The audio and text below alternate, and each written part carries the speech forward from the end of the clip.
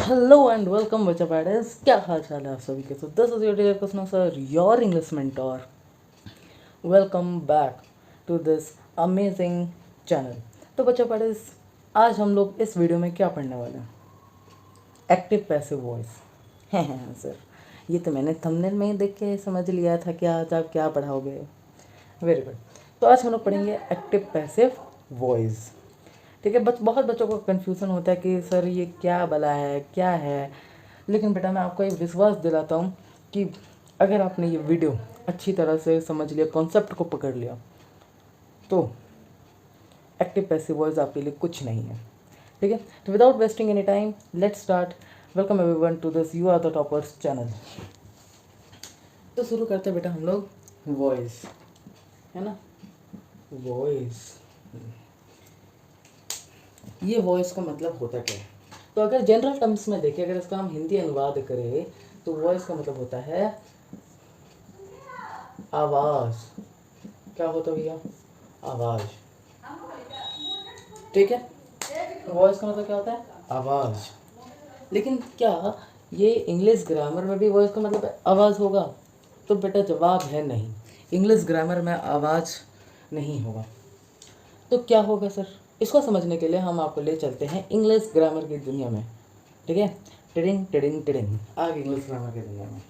तो English grammar की दुनिया में जब पूछोगे, जैसे हम अभी पूछे कि भैया वॉइस का मतलब आपके यहाँ क्या होता है, तो उन्होंने कहा कि सर वॉइस का मतलब तो मुझे नहीं पता।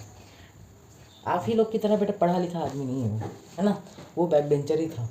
उसने बोला कि सर याद तो मुझे नहीं है, हाँ मुझे बस ये याद है, एक मुझे बस एग्जाम्पल याद है वॉइस का। मैंने बोला कि चलो भैया ठीक है, एग्जाम्पल ही तो कम से कम बताओ। तो एग्जाम्पल उसने एक बताया कि मैं सेंटेंस लिखता हूँ, उसने दो सेंटेंस बताए, दोनों सेंटेंस में से एग्जाम्पल मैं लिखता हूँ। मैंने खाना, ठीक है, ये खा है बेटा, ठीक है, खा है। मैंने खाना खा लिया। ओहो हो, सर खाने में क्या बना था? पढ़ लो चुपचाप। खाने में क्या बना था? पढ़ा लिखा जान आ रहा तुम लोग से। दूसरा सेंटेंस उसने कहा, खाना खा लिया गया मेरे द्वारा, खा लिया गया मेरे द्वारा या मेरे जरिए। ठीक है, जो कहा। तो उसने दो सेंटेंस बेटा कहा, मैंने खाना खा लिया, और दूसरा सेंटेंस उसने कहा कि खाना खा लिया गया मेरे द्वारा। ठीक है, अब मुझे बताना है, अब इसी एग्जाम्पल की मदद से हम बताएंगे कि वॉइस का मतलब होता क्या। तो मुझे ये दोनों सेंटेंस में सबसे पहले मुझे ये बताओ कि क्या इसमें बोलने का तरीका चेंज हुआ है? क्या है बेटा इसमें बोलने का तरीका? इंग्लिश में कहे तो the way of speaking, the way of speaking. क्या इसमें बोलने का तरीका चेंज हुआ है? हाँ, द वे ऑफ स्पीकिंग यहाँ पे चेंज हुई है। देखो ना, मैंने खाना खा लिया, खाना खा लिया गया मेरे द्वारा। ठीक है, ठीक है सर, क्या बेटा इसमें मीनिंग चेंज हुआ है?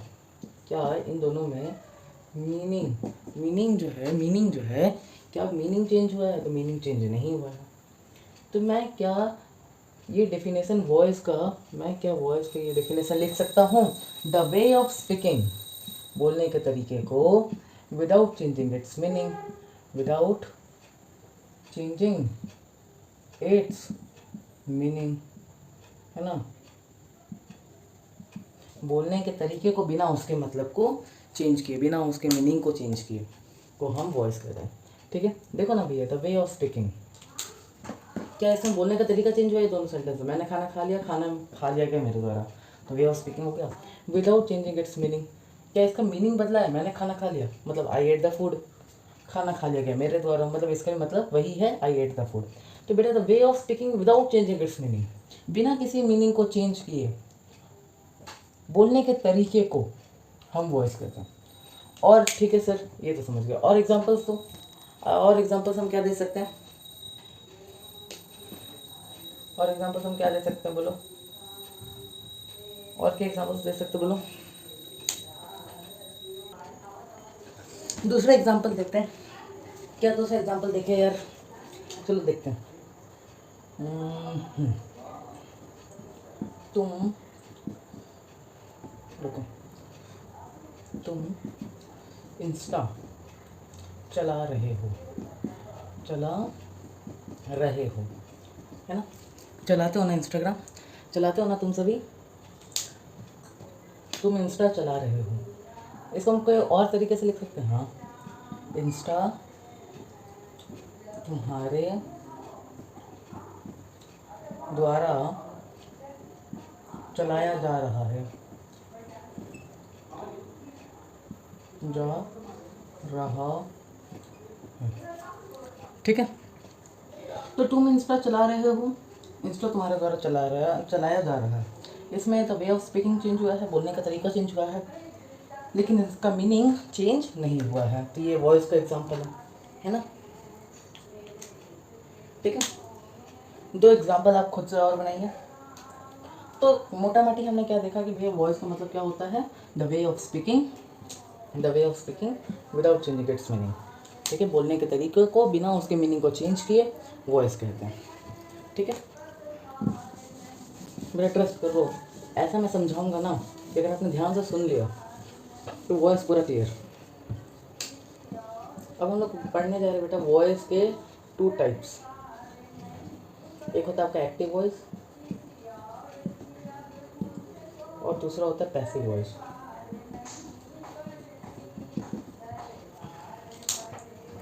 एक्टिव वॉइस क्या होता है? एक्टिव वॉइस अगर हम बेसिकली देखें तो वो जो आपका स्ट्रक्चर नहीं होता, subject plus verb plus object, यही आपका कहलाता है एक्टिव वॉइस।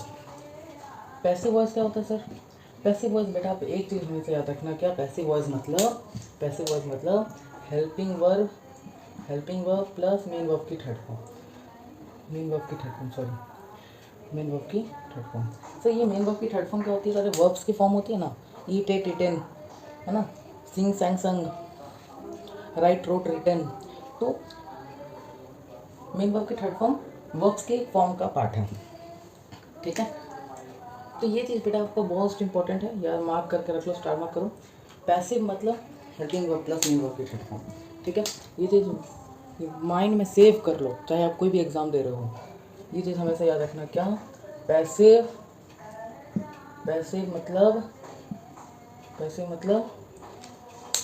मतलब जल्दी बोलो, helping verb plus main verb की थर्ड फॉर्म, ठीक है। पैसिव मतलब helping verb plus main verb की थर्ड फॉर्म, क्लियर? तो इतना तो मैंने आपको समझा दिया। तो इतना समझ गए, अब हम लोग चलते हैं भैया रूल्स की तरफ, ठीक है। क्योंकि मेन चीज़ तो यही है ना, एक्टिव वॉइस से पैसिव वॉइस में ही कन्वर्ट करने का आपको क्वेश्चन आएगा, ठीक है। तो रूल्स, है ना, रूल्स देखते हैं। देखो रूल्स जो मैं आपको बताऊंगा ज़्यादा रटने की ज़रूरत नहीं है। बहुत बच्चे सोचते हैं कि सर बहुत रटवाएंगे, लेकिन उतना रटने की आपको कोई ज़रूरत नहीं है, ठीक है। रटने की कोई आवश्यकता नहीं है आपको, बस आपको ध्यान से सुनिए और आपका रूल्स क्लियर हो जाएगा। तो रूल नंबर 1, सबसे पहला रूल नंबर 1 ये कहता है, रूल नंबर 1 ये कहता है कि एक्टिव वॉइस का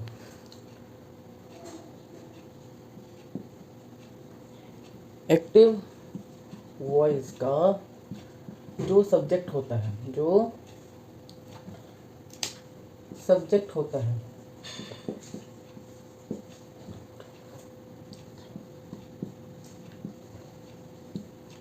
वो पैसिव में ऑब्जेक्ट बन जाता है।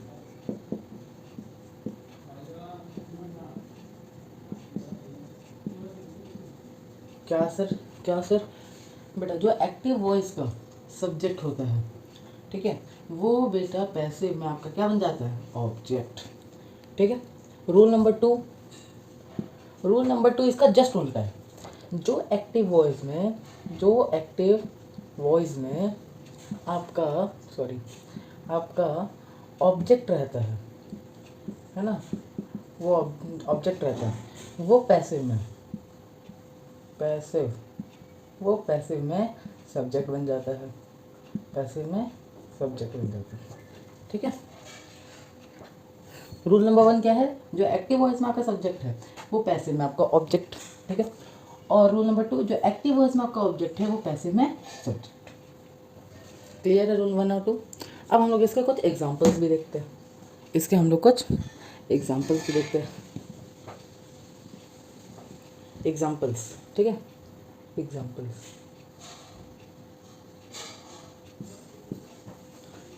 देखें। आई वॉज प्लेइंग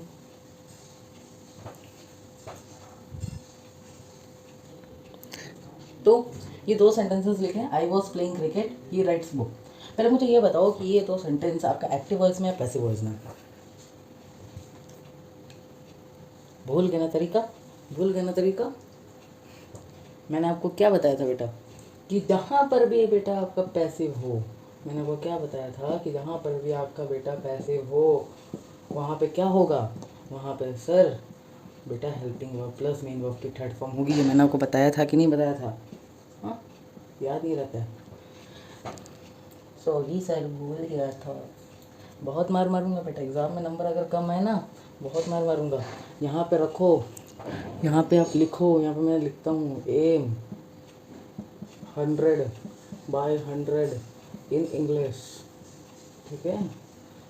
एम क्या होना चाहिए आपका? 100 में 100 नहीं आएगा, कम से कम थोड़ा कम तो आएगा, यही आपका होना चाहिए। तो भूलना मत, इसे मार्क करके रख लो, इंपॉर्टेंट है बेटा, इंपॉर्टेंट। जहाँ पर भी पैसे दिखे helping verb plus main verb की थर्ड फॉर्म, सिंपल। तो रूल नंबर 1 और 2 के अकॉर्डिंग इसको कैसे ही, तो ये एक्टिव वॉइस में क्योंकि ये हेल्पिंग वर्ब है, लेकिन इसके बाद मेन वर्ब की थर्ड फॉर्म नहीं है, इसमें हेल्पिंग वर्ब तो है ही नहीं, तो ये दोनों भैया एक्टिव वॉइस में है, पैसिव में नहीं। क्यों? हेल्पिंग वर्ब नहीं है, helping verb plus main verb की थर्ड फॉर्म नहीं है, यहाँ पे हेल्पिंग वर्ब है लेकिन मेन वर्ब की थर्ड फॉर्म नहीं है ना। तो इसको पैसिव में कन्वर्ट करना, तो पैसिव में कैसे कन्वर्ट करेंगे? मैंने आपको कहा था रूल नंबर 1 और 2 के हेल्प से। रूल नंबर 1 क्या था कि जो आपका एक्टिव वॉइस में सब्जेक्ट है, आई आपका हो गया सब्जेक्ट, वॉज प्लेइंग वर्ब और क्रिकेट ऑब्जेक्ट। यहाँ पर सब्जेक्ट क्या है? ही, राइट्स क्या है? वर्ब, और बुक्स ऑब्जेक्ट, ठीक है। तो मैंने आपको क्या कहा था कि एक्टिव वॉइस में जो आपका बेटा सब्जेक्ट होगा, एक्टिव वॉइस में जो आपका सब्जेक्ट होगा वो पैसिव में ऑब्जेक्ट होगा, तो आई का ऑब्जेक्टिव क्या होता है? मी। आई का ऑब्जेक्टिव प्रोनाउंस पढ़े हो ना भैया? यहाँ नहीं लिखूँगा, कहीं और लिखते हैं। आई का ऑब्जेक्टिव प्रोनाउंस पढ़े हो ना? यहाँ लिखता हूँ क्या? यहाँ ऑब्जेक्टिव प्रोनाउंस है ना, ऑब्जेक्टिव प्रोनाउंस पढ़े हो ना? आई का क्या होता है? मी, है ना। यू का यू, ही का हे, हिम, सी का हर, है ना, पढ़े हो ना। तो आई का यहाँ पे क्या होगा? मी हो जाएगा, सिंपल। आई का यहाँ पे क्या हो जाएगा? मी। ये तो होगा पहला रूल कंप्लीट। अब दूसरा रूल अप्लाई करते हैं। तो जो एक्टिव वॉइस का ऑब्जेक्ट कौन है यहाँ पर? क्रिकेट। जो एक्टिव वॉइस का ऑब्जेक्ट है वो पैसिव में आपका सब्जेक्ट हो जाएगा। तो ये क्रिकेट है, यहाँ पे क्रिकेट लिख देते हैं, डायरेक्ट आपको यहाँ पे क्रिकेट लिख देंगे, है ना सर? हाँ सर, इतना तो मैंने समझ लिया, ठीक है। सिंपली यहाँ पर भी सेम अप्लाई करते हैं। ही यहाँ पे सब्जेक्ट है, यहाँ पे ऑब्जेक्ट हो जाएगा, तो ही का क्या हो जाता है? हिम, ऑब्जेक्टिव प्रोनाउन में, है ना। बुक्स यहाँ पे सब्जेक्ट है, ऑब्जेक्ट है, बुक क्या है? एक्टिव वॉइस में। ये बेटा आपका एक्टिव वॉइस में है, ये आपका, ये भी आपका एक्टिव वॉइस में है, ठीक है। तो एक्टिव वॉइस का ऑब्जेक्ट है, यहाँ पे क्या हो जाएगा? सब्जेक्ट, तो यहाँ पे बुक्स, ठीक है। तो सब्जेक्ट ये आपका हो गया फिर पैसिव में, ये तो पैसिव वॉइस में हो गया, और ये भी आपका होगा पैसिव में। तो सब्जेक्ट और ऑब्जेक्ट का केस मैंने आपको क्लियर करवा दिया, ठीक है। अब बचा वर्ब की भी एक बहुत अच्छी सी ट्रिक होती है, वो भी मैं आपको बताऊंगा, ठीक है। तो इतना तो हम समझ गए। एक और बात मैं आपको बता देना चाहता हूँ कि जब भी सब्जेक्ट ऑब्जेक्ट बनता है, जब भी एक्टिव वॉइस का सब्जेक्ट पैसिव में ऑब्जेक्ट बनता है, तो उस ऑब्जेक्ट के आगे एक वर्ड जुड़ जाता है जो है बाई। उस ऑब्जेक्ट के आगे एक वर्ब जुड़ जाता है, वो है बाई। ठीक है, बाई। क्यों सर, ऐसा क्यों? ऐसा इसलिए बेटा क्योंकि एक्टिव वॉइस में मेन डोयर कौन है, यानी कोई एक्शन को परफॉर्म कौन कर रहा है? सब्जेक्ट आपका कर रहा है ना, I was playing cricket. Cricket किसके द्वारा खेला जा रहा था? आई के द्वारा, यानी मेरे द्वारा, है ना। तो जब ऑब्जेक्ट, ये सब्जेक्ट, जब ये सब्जेक्ट ऑब्जेक्ट बन जाता है तो एक्शन तो वही ना कर रहा है। मैंने खाना खा लिया, यहाँ पे एक्शन कौन कर रहा है? मैंने, आई, है ना। खाना मेरे द्वारा खा लिया गया, यहाँ पर भी एक्शन कौन कर रहा है? आई। तो सिमिलरली यहाँ पे जो सब्जेक्ट है वो एक्शन कर रहा है, एक्शन परफॉर्म कर रहा है खेलने का। तो जब हम इसको ऑब्जेक्ट बनाएंगे तो इसमें हम एक वर्ड यूज़ कर देंगे बाई, जोड़ देंगे। क्यों बाई जोड़ेंगे सर? इसलिए बेटा क्योंकि एक्शन कंटिन्यू रहे। बाई का मतलब होता है के द्वारा या के जरिए, ठीक है। बाई का मतलब होता है के द्वारा, ठीक है, के द्वारा। क्लियर? हाँ सर, इतना तो क्लियर हो गया। नेक्स्ट रूल की तरफ चलते हैं। अब जो टेंसेस है वो वर्ब टेंसेस की है, ठीक है। अब जो रूल्स मैं आपको बताने जा रहा हूँ वो टेंसेस की है। क्या आप सभी को, मुझे एक बार कंफर्म करो, क्या टेंस अच्छी तरह से स्ट्रक्चर ये सब आता है? अगर आता है तो बढ़िया है, मैं स्ट्रक्चर भी लिखूँगा, ठीक है। आपको एक बार रिवाइज भी हो जाएगी। अगर पूरा ही टेंस नहीं आता तो आप एक पूरा वीडियो देख लो, अगर समझ आ गया तो वेल एंड फाइन। अगर नहीं आता है तो आप जाकर देख लो, ठीक है। तो सबसे पहले हम टेंस जो शुरू करने जा रहे हैं वो है प्रेजेंट टेंस। प्रेजेंट टेंस में भी कौन सा? प्रेजेंट इंडेफिनिट, ठीक है। सही है। प्रेजेंट इंडेफिनिट टेंस क्या होता है? प्रेजेंट इंडेफिनिट टेंस क्या होता है? देखो, टेंसेस आपने पढ़ी है, मैं आपको बता देता हूँ। टेंसेस आपने पढ़ी है ना? टेंसेस आपने पढ़ी है। टेंसेस के 3 प्रकार होते हैं, ये भी आपने पढ़ा है ना। पहला होता है आपका प्रेजेंट, दूसरा पास्ट, तीसरा फ्यूचर, ठीक है। इन सब के भी सब पार्ट्स होते हैं, सिंपल, कंटिन्यूअस, परफेक्ट, है ना।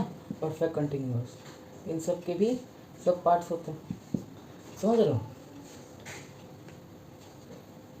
तो इसमें प्रेजेंट टेंस का हम सबसे पहला पार्ट करने जा रहे हैं, जो है simple present. Simple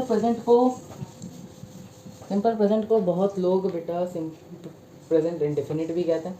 present indefinite को, या मैं कहूँ प्रेजेंट इंडेफिनिट को सिंपल प्रेजेंट भी कहा जाता है, ठीक है।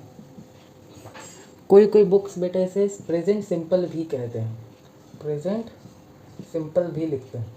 तो ये तीनों ही कहा जाता है, चाहे आप प्रेजेंट इंडेफिनिट कहो, चाहे सिंपल प्रेजेंट कहो, या प्रेजेंट सिंपल, सबका मतलब एक ही, ठीक है। इसका स्ट्रक्चर क्या होता है ये टेंस का? सबसे पहले मुझे स्ट्रक्चर क्लियर होना चाहिए। तो स्ट्रक्चर क्या होता है भैया? स्ट्रक्चर होता है सब्जेक्ट तो कॉमन है यार ना, मेन वर्ब की फर्स्ट फॉर्म या मेन वर्ब की फिफ्थ फॉर्म। ये मेन वर्ब की फिफ्थ फॉर्म क्या होता है वो भी मैं आपको क्लियर कर देता हूँ। देखो, मेन वर्ब्स की मेन 3 फॉर्म ही होती है। वर्ब्स की अगर बात करें तो मेन 3 फॉर्म ही होती है। पहला होता है वर्ब की, पहला होता है आपका form 1, form 2 and form 5, form 3, ठीक है। फॉर्म 1, फॉर्म 2, फॉर्म 3 ये मेन होती है, जिसमें ये जो मेन वर्ब की फर्स्ट फॉर्म है वो आपका होता है ओरिजिनल फॉर्म, ठीक है, ओरिजिनल फॉर्म। मेन वर्ब की सेकंड फॉर्म आपका पास्ट, ठीक है। मेन वर्ब की थर्ड फॉर्म पार्टिसिपल को दिखाती है, ठीक है, सिंपल। ये मेन 3 ही होते हैं, लेकिन हमने 2 को और बना दिया है मेन वर्ब की फोर्थ फॉर्म कहकर। मेन वर्ब की फोर्थ फॉर्म क्या है? ज़्यादा कुछ नहीं है बेटा, मेन वर्ब की फर्स्ट फॉर्म है और उसमें बस आईएनजी इन्होंने जोड़ दिया। मेन वर्ब की फर्स्ट फॉर्म है और उन्होंने बस क्या जोड़ दिया? आईएनजी जोड़ दिया और इसे मेन वर्ब की फोर्थ फॉर्म कह दी। दूसरा सेम मेन वर्ब की फिफ्थ फॉर्म में क्या हुआ है? मेन वर्ब की फर्स्ट फॉर्म है एस या ई एस जोड़ दिया इन्होंने और इसी को मेन वर्ब की फिफ्थ फॉर्म कह दी, ठीक है। तो जहाँ पर भी बेटा आपको मेन वर्ब की फोर्थ फॉर्म दिखे मतलब सिंपल समझ जाओ मेन वर्ब की फर्स्ट फॉर्म प्लस आईएनजी। जहाँ पर भी बेटा आपको मेन वर्ब की फिफ्थ फॉर्म दिखे मतलब सिंपल समझ जाओ मेन वर्ब की फर्स्ट फॉर्म प्लस एस और ई एस जुड़ा हुआ है, ठीक है। तो स्ट्रक्चर क्या होता है इसका, सब्जेक्ट होता है, फिर मेन वर्ब की फर्स्ट फॉर्म में फिफ्थ फॉर्म, फिर प्लस ऑब्जेक्ट। अब इसका पैसिव फॉर्म क्या होगा, अब इसका पैसिव फॉर्म क्या होगा वो ध्यान से समझना। स्ट्रक्चर रटने की जरूरत नहीं, आसान है। रूल नंबर 1, सब्जेक्ट का ऑब्जेक्ट, ऑब्जेक्ट का सब्जेक्ट, ठीक है। तो सब्जेक्ट का ऑब्जेक्ट यहाँ पे ऑब्जेक्ट ही रहेगा क्योंकि है ना। ऑब्जेक्ट के पहले मैंने क्या बताया था कि ऑब्जेक्ट जब भी आपका सब्जेक्ट एक्टिव वॉइस में पैसिव में आपका क्या बन जाता है, ऑब्जेक्ट बन जाता है। तो उससे पहले एक वर्ड जुड़ता है जो है बाई, पता है। अब यहाँ पे ऑब्जेक्ट का सब्जेक्ट हो जाएगा। अब वर्ब का देखते हैं। तो मैंने आपको पैसिव में कन्वर्ट करना सिखाया। तो पैसिव मतलब मैंने आपको मैं फिर से कह रहा हूँ, याद रखो। पैसिव मतलब helping verb plus main verb की थर्ड फॉर्म। तो सब्जेक्ट है, तो यहाँ पे बताओ कि यहाँ पे कौन सा हेल्पिंग वर्ब रखा है। तो भाई प्रेजेंट है, ये प्रेजेंट टेंस में है ना, तो इज एम आर रखेंगे। सिंपल है भैया, इज एम आर ही रखेंगे। अब हेल्पिंग वर्ब के बाद मेन वर्ब की थर्ड फॉर्म, तो यही तो पैसिव का स्ट्रक्चर हो गया। Subject plus is am are plus main verb की third form plus by plus object, ठीक है। ऑब्जेक्ट का सब्जेक्ट कर दिया, ध्यान से सुनो। सबसे पहले ऑब्जेक्ट का सब्जेक्ट कर दे, कोई दिक्कत नहीं है सर। सब्जेक्ट का ऑब्जेक्ट कर दिया मैंने, जब भी आपको कहा कि एक्टिव वॉइस का जब भी सब्जेक्ट पैसिव में ऑब्जेक्ट बन जाता है तो उससे पहले एक वर्ड बाई जुड़ जाता है, कोई दिक्कत नहीं यहाँ पर। अब यहाँ पे हेल्पिंग मैंने आपको ये भी बताया है कि पैसिव का मतलब क्या होता है। पैसिव का मतलब क्या होता है, helping verb plus main verb की थर्ड फॉर्म। तो यहाँ पे हेल्पिंग वर्ब कौन सी जुड़ेगी, तो सर प्रेजेंट है तो प्रेजेंट जुड़ेगा, इज एम आर। अब हेल्पिंग वर्ब जुड़ गई, अब क्या जुड़ेगा, मेन वर्ब की थर्ड फॉर्म, सिंपल। तो यही है आपका स्ट्रक्चर, ठीक है। क्लियर है। एग्जाम्पल्स भी मैं आपको बताऊंगा। एग्जाम्पल्स, चलो एग्जाम्पल्स देखते हैं। इसको मैं मिटा देता हूँ। यहाँ पे मैं एग्जाम्पल्स लिखता हूँ। एग्जाम्पल्स, आई ईट मैंगो, मीठा है ना। दूसरा एग्जांपल और लेते हैं। दूसरा एग्जांपल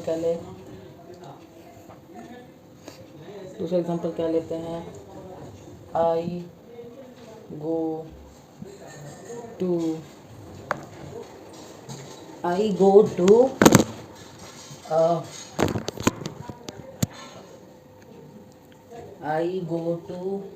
क्या हो जाएगा, क्या लिखे, हर हाउस। ओहो सर ये क्या लिखती है,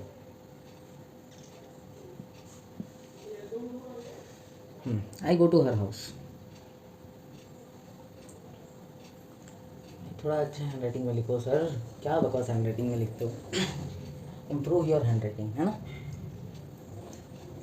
तो I eat mango and I go to her house, इसको पैसिव में बदलो। तो सबसे पहला रूल नंबर 1, ऑब्जेक्ट का सब्जेक्ट, है ना। ऑब्जेक्ट का सब्जेक्ट, तो ऑब्जेक्ट का सब्जेक्ट हो जाएगा। मैं यहाँ लिखता हूँ दोनों का आंसर, ठीक है। मैं यहाँ लिखता हूँ, यह है सेंटेंस नंबर 1, यह है सेंटेंस नंबर 2। तो पहले 1 का देखते हैं, 1 का क्या हुआ। पहले 1 का देखिए, आई ईट मैंगो। तो ये मैंगो ऑब्जेक्ट क्या है, यहाँ पे सबसे पहले सब्जेक्ट ऑब्जेक्ट फाइंड आउट करते। तो आई मेरा क्या सब्जेक्ट, आई मेरा क्या है सब्जेक्ट, ईट वर्ब, मैंगो ऑब्जेक्ट, ठीक है। यहाँ पर आई सब्जेक्ट, गो टू ये वर्ब, हर हाउस ऑब्जेक्ट, ठीक है। तो सबसे पहले सेंटेंस नंबर 1 चेंज करते हैं, ऑब्जेक्ट का सब्जेक्ट हो जाएगा। तो यहाँ पे मैंगो लिख लेंगे, ठीक है। फिर सब्जेक्ट का ऑब्जेक्ट आई है, आई का क्या हो जाएगा, मी। आई का क्या हो जाएगा, मी। उसके पहले बाई जुड़ जाएगा। रूल नंबर 1 और 2 खत्म। सेकंड का वही काम करते हैं, ऑब्जेक्ट का सब्जेक्ट हाउस। अब हाँ, एक और बात मैं आपको बताना चाहता हूँ। यहाँ पे डायरेक्ट हाउस लिखेंगे या और भी कोई वर्ड जुड़ेगा, तो बेटा किसके घर जा रही है, हर हाउस। है ना। तो यहाँ पे सिर्फ हाउस नहीं लिखेंगे, यहाँ पे हर भी लिखेंगे, हर भी लिखेंगे, हर हाउस। अब आई है तो यहाँ पे मी हो जाएगा, बाई बाई हो जाएगा, है ना। तो रूल नंबर 1 और 2 खत्म। अब ये कौन सा टेंस में है, ईट है मेन वर्ब की फर्स्ट फॉर्म। तो इससे हमें पता चल गया कि प्रेजेंट सिंपल में गो है मेन वर्ब की फर्स्ट फॉर्म। इससे भी हमें ये पता चल गया कि ये मेन वर्ब ये प्रेजेंट सिंपल टेंस है। ठीक है, मैं प्रेजेंट सिंपल बोलूँ, सिंपल प्रेजेंट बोलूँ या प्रेजेंट इंडेफिनिट बोलूँ, सबका मतलब एक ही है। अब चेंज कैसे होगा, तो यहाँ पे ईट है, ठीक है, हेल्पिंग वर्ब लगेगी। तो कौन सी लगेगी हेल्पिंग वर्ब, मैंगो क्या है, सिंगुलर या प्लूरल, सिंगुलर है, तो मैंगो इज हो जाएगा, मैंगो इज। अगर मैंगोज होता तो आर, ठीक है, तो अभी एक ही आम है तो मैंगो इज। अब मेन वर्ब कौन सी है, ईट, ईट का क्या हो जाता है, एट, सॉरी मेन वर्ब की थर्ड फॉर्म याद रखना, पैसे मतलब, पैसे मतलब, पैसे मतलब मैंने आपको कहा था helping verb plus main verb की थर्ड फॉर्म, है ना। तो यहाँ पे इज हो गया, मेन वर्ब की थर्ड फॉर्म, तो यानी मेन वर्ब कौन सी, ईट, इसकी थर्ड फॉर्म क्या हो जाएगी, इटन, ईट एट इटन। तो यहाँ पे हम इटन लिख देंगे, बस यही तो पैसे बन गया मेरा, यही तो पैसे बन गया मेरा, ठीक है। Mango is eaten by me, mango is eaten by me.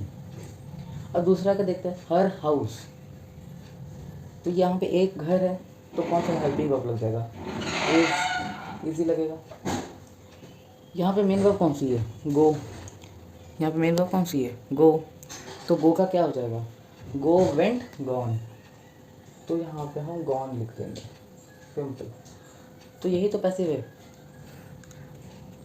I eat mango, I eat mango का पैसिव वॉइस क्या हो गया, mango is eaten by me.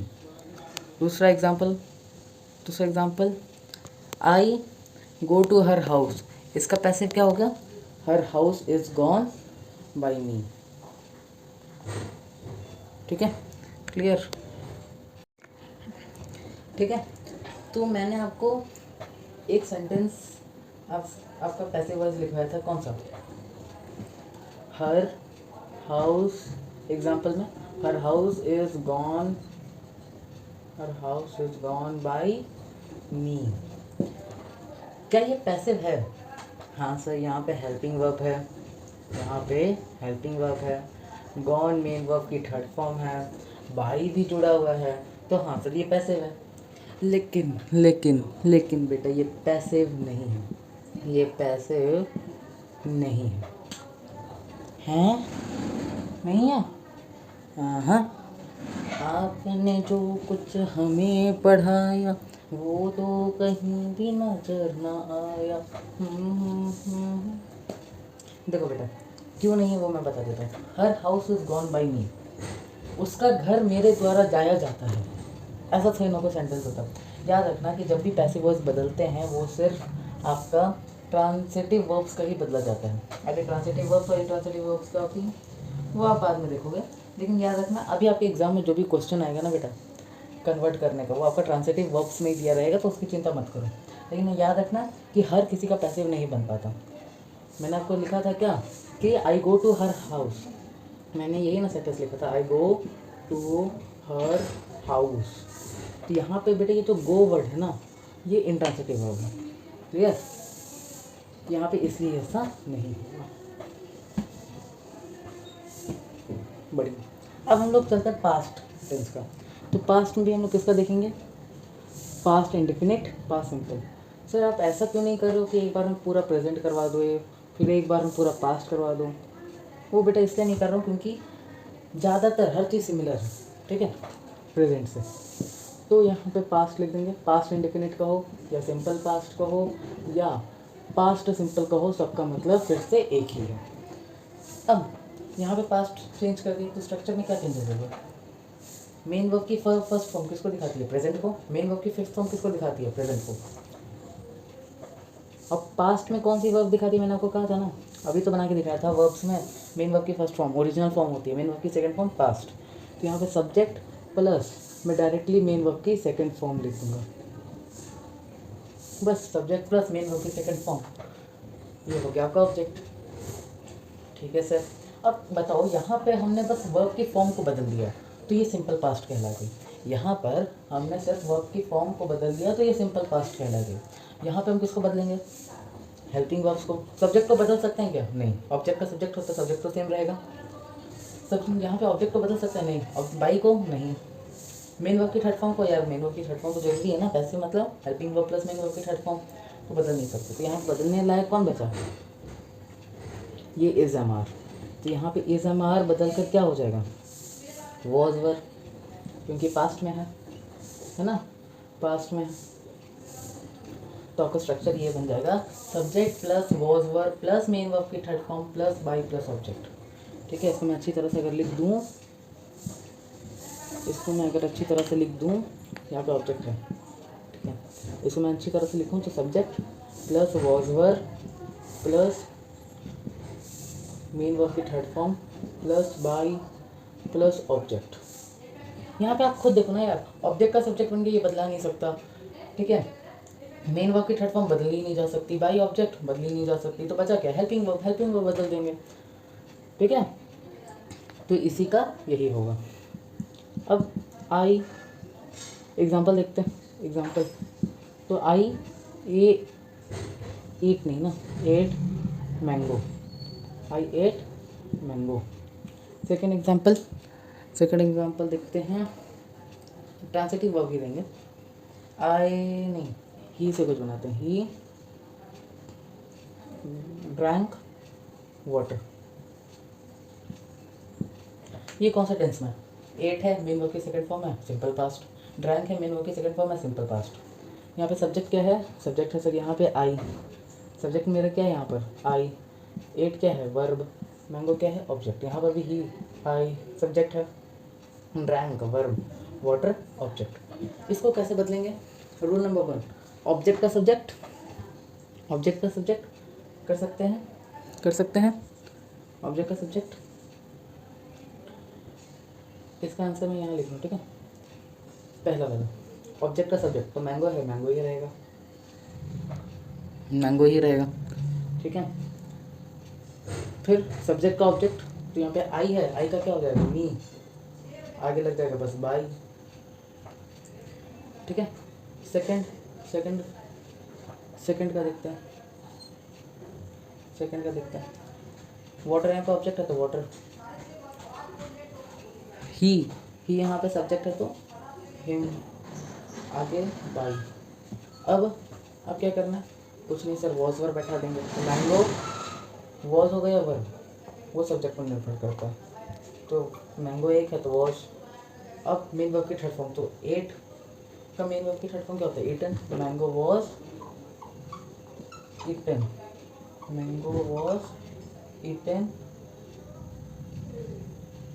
Mango was eaten by me. ठीक है, ही ड्रैंक वाटर, तो water was, ये आगे चल क्यों नहीं रहा? यहाँ पे वॉज, वाटर वॉज, ड्रैंक का थर्ड फॉर्म, मेन वर्ब की third form drunk, water was drunk by him, similarly कुछ नहीं भैया, कुछ नहीं है, घंटा कुछ नहीं है। सब्जेक्ट है, सब्जेक्ट का ऑब्जेक्ट कर दो, बाई लगा दो बस। ऑब्जेक्ट है, ऑब्जेक्ट का सब्जेक्ट कर दो बस। ठीक है, यहाँ पे एट है तो ये कौन सी टेंस हो गया? पास्ट टेंस हो गया, पास्ट सिंपल। तो वॉज वर लगा देंगे, है ना। फिर मेन वर्ब की थर्ड फॉर्म कर देंगे, जो मेन वर्ब है यहाँ पर उसकी थर्ड फॉर्म। यहाँ पे मेन वर्ब की कौन सी फॉर्म है? सेकंड है, इसको हमने यहाँ पे मेन वर्ब की थर्ड फॉर्म कर दिया, यहाँ पर हमने मेन वर्ब की थर्ड फॉर्म कर दिया, तो मतलब तुम्हारा पैसिव वॉइस बन गया। ठीक है, बढ़िया। ठीक है, तो हमने प्रेजेंट टेंस का तो देख लिया,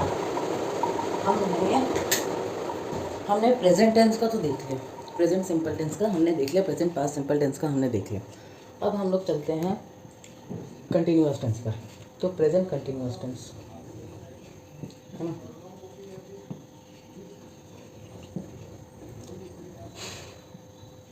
मैंने तो एक चीज़ बताई थी, अगर नहीं बताइए तो यहाँ ध्यान से सुन लो कि जहाँ पर भी बेटा आपको कंटिन्यूअस वर्ड दिखे, जहाँ पर भी बेटा, यहाँ पर भी बेटा आपको कंटिन्यूअस वर्ड दिखे, सिंपल मतलब समझ जाना मेन वर्ब की थर्ड फॉर्म, मेन वर्ब की फोर्थ फॉर्म, सॉरी। जहाँ पर भी बेटा आपको कंटिन्यूअस वर्ड दिखे वहाँ पे आपको डायरेक्ट माइंड में क्लिक हो जाना चाहिए मेन वर्ब की फोर्थ फॉर्म। मेन वर्ब की फोर्थ फॉर्म मतलब अरे वही यार, मेन वर्ब की फर्स्ट फॉर्म प्लस आईएनजी, है ना, उसी को तो मेन वर्ब की फोर्थ फॉर्म कहते हैं। तो जहाँ पर भी बेटा आपको कंटिन्यूअस वर्ड दिखे, फिर से मैं कहूँगा, जहाँ पर भी बेटा आपको कंटिन्यूअस वर्ड दिखे वहाँ पर आप समझ जाना मेन वर्ब की फोर्थ फॉर्म। तो इसका स्ट्रक्चर क्या होगा, सब्जेक्ट तो होना ही होना है। अब ये कंटिन्यूअस है, यहाँ पे मेन वर्ब की फोर्थ फॉर्म होनी ही होनी है, प्लस यहाँ पे ऑब्जेक्ट, क्योंकि एक्टिव वर्ब है ना, बाई लगाने का, बाई यहाँ पे नहीं लगेगा, ठीक है।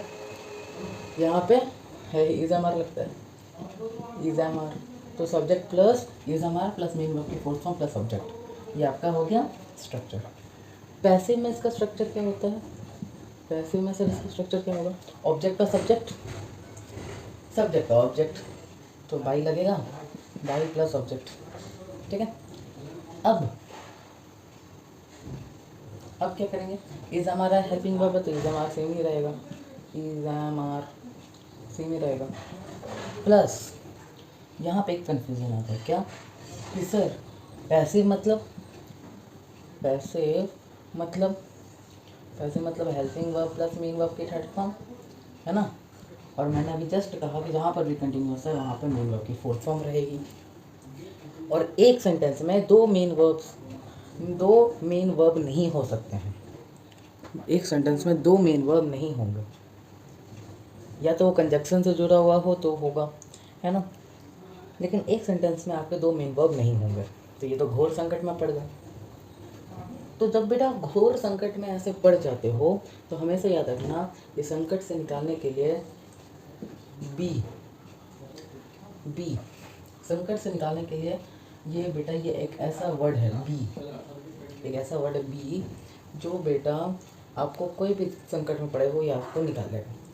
तो यहाँ पे संकट क्या है, यहाँ पे संकट है भैया क्या कि यहाँ पे मेन वर्ब की फोर्थ फॉर्म भी लगनी है क्योंकि कंटिन्यूअस है, आप यहाँ पे पैसे बदल रहे तो मेन वर्ब की थर्ड फॉर्म भी लगनी है, लेकिन एक सेंटेंस में दो मेन वर्ब नहीं हो सकते। तो क्या करें, तो यहाँ पे हम क्या करेंगे कि बी को उठाएंगे और इसको क्या कर देंगे, बीइंग कर देंगे, इसको हम क्या कर देंगे, आईएनजी जोड़ के इसको बीइंग कर देंगे। इसको मैं मिटा दूँ थोड़ा देर के लिए, बीइंग। सर ये आईएनजी कहाँ से आ गया, अरे बेटा यहाँ ध्यान से देखो, स्ट्रक्चर में क्या है, इज एम आर के बाद हमने मेन वर्ब की फोर्थ फॉर्म लगानी है, इज एम आर के बाद मेन वर्ब की फोर्थ फॉर्म लगानी है। तो ये बी में हमने बस आईएनजी जोड़ दिया, बी में बस हमने क्या जोड़ दिया भैया, बी में बेटा हमने बस आईएनजी जोड़ दिया, तो ये बीइंग हो गया, है ना। तो यहाँ पे एक बला कट गई, क्या कट गई भैया, इज एम आर के बाद बीइंग लगा के कंटिन्यूअस वाला रूल को हमने सफा कट कर दिया। अब मेन वर्ब की थर्ड फॉर्म वाला, यहाँ बस सिंपल मेन वर्ब की थर्ड फॉर्म लगा दो, मेन वर्ब की थर्ड फॉर्म लगा दो, आप प्लस बाई लगा दो क्योंकि बाई वापस था ना, ऑब्जेक्ट बस। सर यहाँ पे तो आपने कहा पैसिव मतलब helping verb plus main verb की थर्ड फॉर्म, हेल्पिंग वर्ब के बाद मेन वर्ब की थर्ड फॉर्म होनी चाहिए थी ना। तो मैं आपको एक चीज़ बता दूं कि ये जो बेटा बी है ना, ये बी एक तरह का हेल्पिंग वर्ब ही कंसिडर किया जाता है, एक तरह का हेल्पिंग वर्ब ही हम इसे कंसिडर कर लेते हैं, ठीक है। बी एक तरह का हम हेल्पिंग वर्ब कंसिडर कर लेते हैं। तो ये बी है ना, ये बी है ना, बस ध्यान रखो, ये बी है ना, बस हो गया, बी एक हेल्पिंग वर्ब है। तो इसके बाद मेन वर्ब की थर्ड फॉर्म लग गई, तो ना ही इसका रूल ब्रेक हुआ ना ही इसका हुआ। बीइंग हमने लगाकर कंटिन्यूअस मतलब मेन वर्ब की फोर्थ फॉर्म, तो ये कंटिन्यूअस वाला काम हो गया क्योंकि पैसिव में बदल रहा, पैसिव मतलब helping verb plus main verb की थर्ड फॉर्म, तो ये बी है हेल्पिंग वर्ब, उसके बाद हमने लगा दिया मेन वर्ब की थर्ड फॉर्म, बस। तो इस तरह से स्ट्रक्चर की फॉर्मेशन होती है। अब मैं आपको एग्जांपल्स दिखा देता हूँ, एग्जांपल्स पहले एग्जांपल हम जैसे देखते हैं, I am eating mangoes, I am eating mangoes.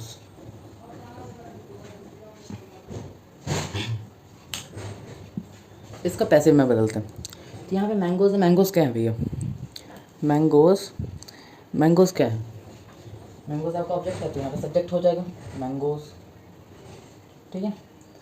यहाँ पे आई है तो यहाँ पे मी हो जाएगा, बाई जोड़ देंगे बस, अब वर्ब को चेंज करते हैं, सब्जेक्ट ऑब्जेक्ट चेंज हो गया, कोई दिक्कत नहीं, वर्ब को चेंज करते हैं। तो यहाँ पे एम और एम ईटिंग है, ईटिंग है, मेन वर्ब की फोर्थ फॉर्म है। तो यहाँ पर जहाँ पर भी मेन वर्ब की फोर्थ फॉर्म है माने कंटिन्यूअस टेंस है, ठीक है। तो यहाँ तो स्ट्रक्चर क्या है, हेल्पिंग वर्ब लगाना है, कौन सी लगाएंगे, यहाँ पे मैंगोज है जो प्लूरल है तो आर लगाएंगे। अगर मैंगो होता तो इज़, लेकिन क्योंकि यहाँ पर मैंगोज हैं जो प्लूरल है तो आर। और यहाँ पे मेन वर्ब क्या है भैया, ईट, ईट मेन वर्ब है, लेकिन सर ईट तो मेन वर्ब है, लेकिन कंटिन्यूअस मतलब क्या होता है, मेन वर्ब की फोर्थ फॉर्म। तो घोर संकट में पड़ जाओगे तो क्या करोगे, बीइंग का इस्तेमाल कर देंगे। बीइंग लग गया भैया, कंटिन्यूअस वाला पार्ट खत्म हो गया, कंटिन्यूअस वाला पार्ट खत्म हो गया, हाँ सर हो गया, कंटिन्यूअस वाला पार्ट खत्म हो गया। अब मेन वर्ब की थर्ड फॉर्म लगा देंगे, तो ईट का क्या हो जाएगा, ईटन। अब फिर बाई मी, सिंपल। तो mangoes are being eaten by me, simple है सर, ज़्यादा कुछ टफ नहीं है। अगर समझ होगा ना, ज़्यादा कुछ टफ नहीं लेगा। I am eating mango, mangoes का यहाँ मैंगोज हो गया सब्जेक्ट, ऑब्जेक्ट था यहाँ पे सब्जेक्ट हमने कर दिया, कोई दिक्कत नहीं। यहाँ पे आई मेरा क्या था, सब्जेक्ट था, यहाँ पे हमने ऑब्जेक्ट रख दिया बाई लगाकर, कोई दिक्कत नहीं। यहाँ पे एम ईटिंग था जो कंटिन्यूअस था, यहाँ पर हमने बस हेल्पिंग वर्ब रख दिया according to the subject, singular है प्लूरल, कोई दिक्कत नहीं। अब यहाँ पे कंटिन्यूस मतलब होता है मेन वर्ब की फोर्थ फॉर्म, तो यहाँ पे हमने बीइंग लगा दिया, यहाँ पे कोई दिक्कत। अब फिर उसके बाद हमको लगाना था क्या, मेन वर्ब की थर्ड फॉर्म, तो हमने ईट का ईटन लगा दिया। तो इस तरह से पास्ट प्रेजेंट कंटिन्यूस का फॉर्मेशन हुआ। अब हम लोग चलते हैं भैया कहाँ, पास्ट कंटिन्यूस टेंस में। हम लोग चलते हैं भैया पास्ट कंटिन्यूस टेंस में। यहाँ पे पास्ट कंटिन्यूस है, क्या बदलाएगा बोलो, क्या हम लोग सब्जेक्ट बदल सकते हैं, सब्जेक्ट बदल सकती है, सब्जेक्ट तो सेम ही रहेगा हर जगह। या हम लोग क्या बदल सकते हैं, इज एम आर बदल सकते हैं। पास्ट है तो क्या हो जाएगा, वॉज वर, पास्ट है तो वॉज वर, और तो पास्ट है तो वॉज वर, ठीक है। क्या मेन वर्ब की फोर्थ फॉर्म बदल सकते हैं, नहीं सर, क्यों, कंटिन्यूअस है, कंटिन्यूअस जहाँ पर भी वहाँ पे आएगा कि मेन वर्ब की फोर्थ फॉर्म, ठीक है। क्या हम ऑब्जेक्ट बदल सकते हैं, ऑब्जेक्ट तो सेम ही रहेगा यार, ऑब्जेक्ट तो सेम ही रहेगा, क्या बात कर रहे हो, ऑब्जेक्ट तो बदलाएगा नहीं, ठीक है। अब पैसिव में क्या बदलाएगा भैया, पैसिव में क्या बदलाएगा, पैसिव में सर इज एम आर बदल देंगे, क्यों बदलेंगे, क्योंकि पास्ट है, वॉज वर्क लग देंगे, है ना। बीइंग बदलेंगे, नहीं बदलेंगे सर, क्यों, कंटिन्यूअस है, मेन वर्ब की फोर्थ फॉर्म रहना जरूरी है। क्या मेन वर्ब की थर्ड फॉर्म में बदल दूँ, नहीं सर, क्यों, क्योंकि भैया हेल्प पैसिव मतलब helping verb plus main verb की थर्ड फॉर्म, और बाई ऑब्जेक्ट तो रहेगा ही रहेगा, तो यहाँ पर भी कोई चेंजेस नहीं होंगे सर, क्या चेंज होगा, हेल्पिंग वर्ब। तो सिमिलरली यहाँ पर भी I was eating mango, I was eating mango, यहाँ पर भी सिर्फ क्या बदला जाएगा भैया, यहाँ पर भी आकर से वर्ब बदला जाएगा जो होगा वर्ब। तो mangoes were being eaten by, simple है, कुछ नहीं, ठीक है। क्या सबको यहाँ क्लियर, चलो भैया अब हम लोग चलते हैं रूल नंबर 7, जो है परफेक्ट टेंस, जो है perfect tense, present perfect, present perfect tense. इसका स्ट्रक्चर क्या होगा और इसका पैसिव क्या होगा वो हम लोग देखेंगे। स्ट्रक्चर सब्जेक्ट, हाँ जैसे मैंने आपको बताया था कि कंटिन्यूअस मतलब क्या होता है, कंटिन्यूअस मतलब होता है मेन वर्ब की फोर्थ फॉर्म। वैसे ही परफेक्ट का मतलब चीज़ याद रखना, यहाँ पर भी बेटा परफेक्ट वर्ड देखो, वहाँ पे आप क्या याद रखोगे, has, have, had plus main verb की थर्ड फॉर्म। क्या मैंने कहा, जहाँ पर भी बेटा आपको वर्ब परफेक्ट दिखे वहाँ पे आपको क्या याद हो जाएगा कि has, have, had plus main verb की थर्ड। हैज़ हैव प्रेजेंट के लिए according to the subject, had से पास्ट के लिए। तो यहाँ पे प्रेजेंट परफेक्ट की बात कर रहे हैं तो हैड गायब कर दो तो has have plus main verb की थर्ड फॉर्म। तो स्ट्रक्चर क्या हो जाएगा, सब्जेक्ट होगा, फिर उसके बाद हैज़ हैव जुड़ जाएगा, हैड जोड़ेंगे, नहीं सर इतना तो हमें पता है, स्मार्ट टीचर के स्मार्ट स्टूडेंट है, यहाँ पे प्रेजेंट है तो हैड नहीं जुड़ेगा, तो subject plus has have plus main verb की थर्ड फॉर्म, मेन वर्ब की थर्ड फॉर्म, फिर प्लस ऑब्जेक्ट। इसका पैसिव क्या होगा, ऑब्जेक्ट का सब्जेक्ट, सिंपल सब्जेक्ट ऑब्जेक्ट, तो बाई प्लस ऑब्जेक्ट। यहाँ पे हैज़ हैव है तो हैज़ हैव सेम ही रहेगा, क्यों, परफेक्ट है, ठीक है। अब यहाँ पर एक और बात मैं बता दूँ, यहाँ पर अगर मैं बेटा मेन वर्ब की थर्ड फॉर्म रख दूँ तो ये सब सेम ही हो जाएगा। यहाँ पर अगर बेटा मैं मेन वर्ब की थर्ड फॉर्म रख दूँ तो ये सब सेम हो जाएगा। तो यहाँ पे हम क्या करेंगे, फिर घोर संकट में पड़ेगा तो किसकी हेल्प लेंगे, बी की, बी वर्ब की मदद लेंगे। तो यहाँ पे है साहब के बाद हम बीन लगा देंगे, फिर हम लोग मेन वर्ब की थर्ड फॉर्म लगाएंगे। सर एक सेंटेंस में एक से ज़्यादा मेन वर्ब नहीं हो सकता है, लेकिन बेटा बी तो हेल्पिंग वर्ब है, बी तो हेल्पिंग वर्ब है, तो यहाँ पर हो सकता है। क्लियर। तो इसका स्ट्रक्चर अगर हम देखेंगे तो ये बन जाएगा subject plus has have plus been plus main verb की third form plus by plus object. क्या सबको यहाँ क्लियर थी? बढ़िया। अगर पास्ट परफेक्ट की बात करें तो बस हैज़ हैव को हटा देंगे और हैड लग जाएगा। यहाँ पर भी हैज़ हैव को हटा देंगे, हैड लग जाएगा। क्लियर। ठीक है। अगर मैं पास्ट की बात करूँ तो अब इतना हम लोग समझ गए कि भैया परफेक्ट टेंस को कैसे चेंज करते हैं। ठीक है। प्रेजेंट परफेक्ट बताया ना, पास्ट परफेक्ट में भी बस हैज़ हैव की जगह हैड लगा देना। ठीक है। अगर बेटा ये ट्रिक आपको, ये स्ट्रक्चर याद नहीं हो पाता है तो मैं आपको एक अलग से मैं कुछ आपको एक कहानी सुना देता हूँ। ठीक है, जिससे आपको ये स्ट्रक्चर अच्छी तरह से याद हो जाएगा। देखो क्या है कि इंग्लिश ग्रामर की दुनिया में एक पार्लियामेंट है। ठीक है। वहाँ पे जो मंत्री जी हैं वो सब, जितने भी लोग हैं वहाँ पे रहते हैं, सबका नियम लिख के रखते हैं। तो पैसिव ने तो भैया क्या लिखवाया था, पैसिव ने अपना भैया नियम लिखवाया था कि पैसिव मतलब helping verb plus main verb की थर्ड फॉर्म। ठीक है, ये अपना भैया नियम लिखवाया था उन्होंने। लेकिन बेटा जब पैसिव ने लिखवाया तो एक्टिव वॉइस ने आकर वहाँ पे पता क्या नियम लिखवा लिया था कि परफेक्ट टेंस में अगर हेल्पिंग वर्ब के बाद मेन वर्ब की थर्ड फॉर्म रहेगी तो वो एक्टिव वॉइस कहलाएगी। ठीक है, ये किस चीज़ में, परफेक्ट की बात की गई है। ठीक है। और एक्टिव वॉइस क्या किया बेटा, क्या किया मास्टर, एक्टिव वॉइस ना बेटा इस हैज़ हैव हैड में एक सांप बन के घुस गए। क्या बन के, सांप, आस्तीन का सांप। सर यार मत दिलाओ। ठीक है, तो आस्तीन का सांप बन के वो घुस गए हैज़ हैव हैड में। अब तुम हैज़ हैव हैड के बाद अगर तुम मेन वर्ब की अगर थर्ड फॉर्म लगाओगे ना तो बेटा वो एक्टिव वॉइस बन जाएगा। क्या बन जाएगा, एक्टिव वॉइस। ठीक है, तो उसी को हटाने के लिए, वो जो एक्टिव वॉइस का आस्तीन का सांप बैठा हुआ है, उसी को बेटा ख़त्म करने के लिए, उसी को बाहर निकालने के लिए हम लोग क्या यूज़ करते हैं, बीन। अरे यार क्या यूज़ करते हैं, बीन। बीन बजाकर बाहर निकालो, है ना, बीन बजाकर बाहर निकालो। अब फिर उसके बाद मेन वर्ब की थर्ड फॉर्म लगा दो। ठीक है, तो ये एक कहानी है, आप तुम लोग देख लो। अब कुछ एग्जांपल्स मैंने 4 को लिखे हैं, प्रेजेंट के और पास्ट के। अब हम लोग इसको कन्वर्ट करते पैसिव में। तो ये पहला सेंटेंस कौन सा है, सो यहाँ पे हैव लगा है तो ये प्रेजेंट का है। दूसरा यहाँ पर भी हैव है प्रेजेंट, यहाँ पे हैड है पास्ट, यहाँ पर भी हैड है पास्ट। अब कैसे करना है, कैसे भैया इसको हम सॉल्व करेंगे। सबसे पहले मुझे सब्जेक्ट वर्ब और ऑब्जेक्ट खोजना। सब्जेक्ट आई हो गया, हैव कंप्लीटेड मेरा वर्ब और माई वर्क मेरा ऑब्जेक्ट। क्लियर। यू है मेरा सब्जेक्ट, यू है मेरा सब्जेक्ट, हैव इटन है वर्ब और द फ्रूट्स है ऑब्जेक्ट। आई है मेरा सब्जेक्ट, हैड कंप्लीटेड वर्ब और माई होमवर्क ऑब्जेक्ट। यहाँ पर सब्जेक्ट, ये वर्ब और ये ऑब्जेक्ट। तो सब्जेक्ट वर्ब ऑब्जेक्ट मैंने खोज लिया। अब रूल नंबर 1, एक्टिव वॉइस का ऑब्जेक्ट पैसिव में सब्जेक्ट बन जाएगा। एक्टिव वॉइस का बेटा ऑब्जेक्ट पैसिव में सब्जेक्ट बन जाएगा। हाँ मास्टर इतना तो पता है। तो my work,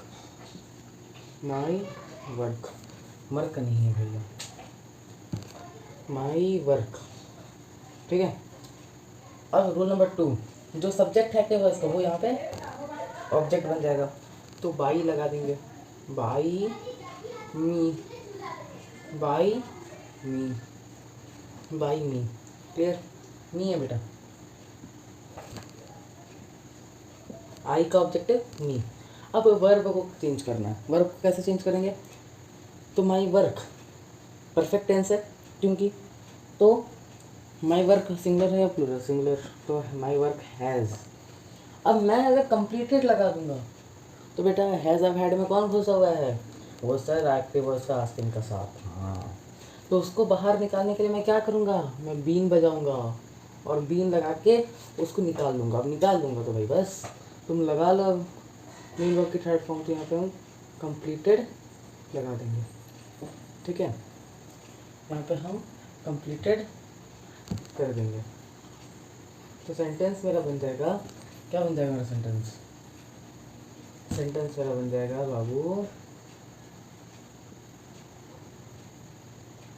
my work has been completed by me, ठीक है। वैसे दूसरा का भी चलो चेंज करते हैं, दूसरा का भी चेंज करेंगे। तो यहाँ पे ऑब्जेक्ट है the fruits, rule number 1 object का सब्जेक्ट हो जाएगा, तो यहाँ पे द फ्रूट्स कर लेंगे। रूल नंबर 2 सब्जेक्ट का ऑब्जेक्ट कर लो, तो यहाँ पे यू है, यहाँ पे बाई लगाएंगे और फिर यू, है ना। जब भी बेटा एक्टिव वर्ड का सब्जेक्ट ऑब्जेक्ट बनेगा तो उसके पहले बाई लग जाएगा। हाँ सर इतना तो पता है। अब द फ्रूट्स है तो हैज़ लगेगा या हैव लगेगा? हैड क्यों नहीं? अरे सर ये प्रेजेंट में है, ठीक है। अगर मैं बेटा ईटेन लगाऊँ समझ गया सर, पहले बीन लगा कर उसको बाहर निकालें फिर ईटेन लगाएंगे, तो सेंटेंस क्या बन गया मेरा? The fruits have been eaten by you, ठीक है। दूसरा देखते हैं भैया, I had completed my homework, तो ऑब्जेक्ट है, यहाँ पे क्या बन जाएगा इसका? सब्जेक्ट, तो my homework, my HW, had का हैड ही रहेगा। अगर मैं हैड के बाद अगर मैं के थर्ड फॉर्म लगाऊँ तो हैड में भी बैठा हुआ है, तो मैं क्या करूँगा? फिर से बीन बजाऊँगा, निकाल दूँगा बाहर उसको। अब मैं कंप्लीटेड लिखूँगा और फिर बाय, ठीक है, इस तरह से। क्लियर? इस तरह से, इस तरह से। इसका क्या हो जाएगा? Ram had protected the things, तो यहाँ पे ऑब्जेक्ट, यहाँ पे सब्जेक्ट, तो द थिंग्स, यहाँ पे राम है, यहाँ पे बाई राम, सब्जेक्ट का, यहाँ पे ऑब्जेक्ट। अब हैड लगा देंगे, यहाँ पे बीन लगा के पहले उसको बाहर निकाल लेंगे, फिर प्रोटेक्टेड, फिर प्रोटेक्टेड, बस। तो the things had been protected by Ram. तो इस तरह से कुछ ट्रिक्स हैं जिसका आप इस्तेमाल करके बेटा परफेक्ट टेंस को बदल सकते हो। तो इससे हम प्रेजेंट और परफेक्ट टेंस कंप्लीट कर लिए हैं।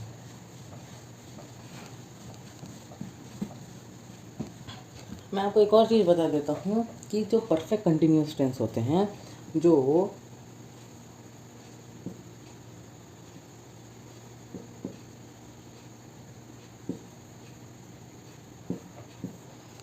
बेटा परफेक्ट कंटिन्यूअस टेंस होते हैं, ये टेंस का पैसिव वॉइस होता नहीं है, ये टेंस का पैसिव वॉइस नहीं होता, ठीक है। एक्चुअली अगर ग्रामर के पॉइंट ऑफ व्यू से देखें, अगर ग्रामर की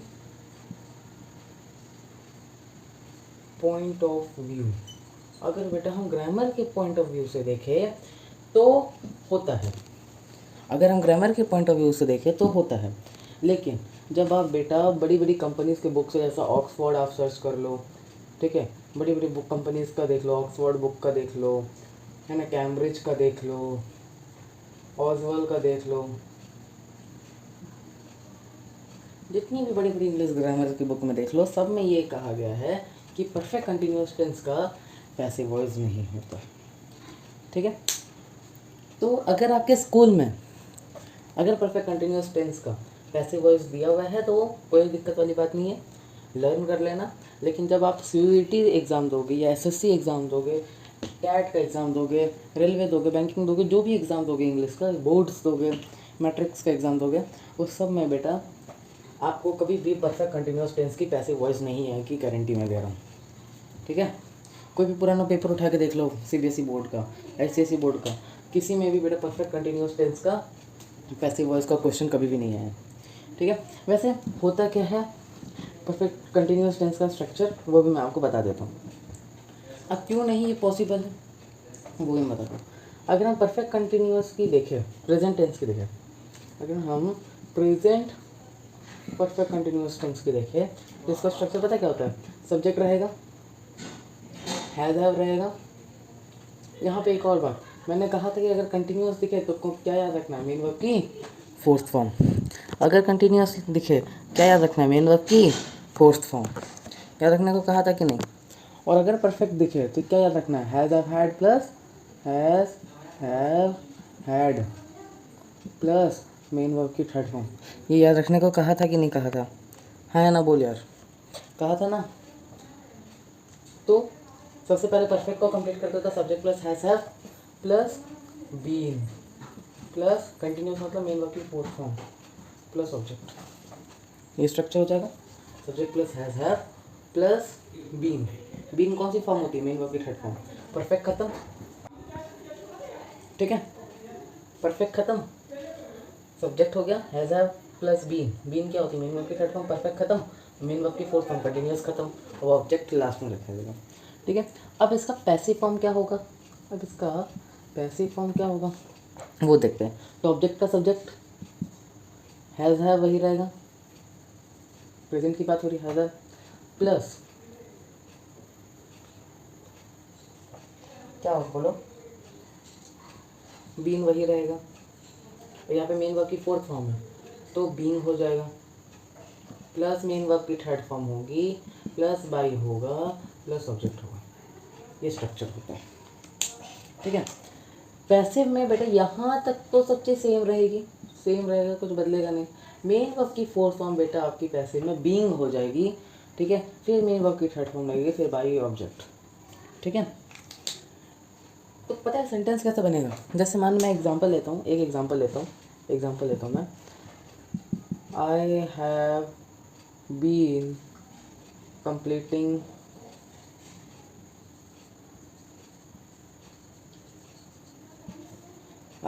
कंप्लीटिंग दिस वर्क।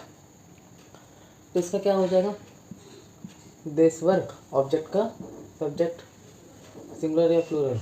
सिंगुलर है, हैज़ बीन, यहाँ तक सेम हो गया। कंप्लीटिंग का बीइंग, कंप्लीटेड बाय, ठीक है? तो the work has been being completed by me. तो ये थोड़ा सुनने में, ये जो सेंटेंस है ना, ये पता है थोड़ा ये सेंटेंस सुनने में क्या लग रहा है? ऑकवर्ड लग रहा है, ठीक है? ऑकवर्ड लग रहा है, तो ये थोड़ा अटपटा अजीब सा लग रहा है। इसलिए इससे बड़ी बड़ी कंपनीज क्या करती है, कहती है कि पॉसिबल नहीं है, लेकिन अगर ग्रामर के पॉइंट ऑफ व्यू से देखें तो ये पॉसिबल है। क्लियर है? बढ़िया। अब पास्ट के लिए बस हैड लगा देना और कुछ नहीं। पास्ट के लिए हैड, जैसे I had been completing my work, तो my work had been being completed by me. अब हम लोग चलते बेटा फ्यूचर टेंस की तरफ।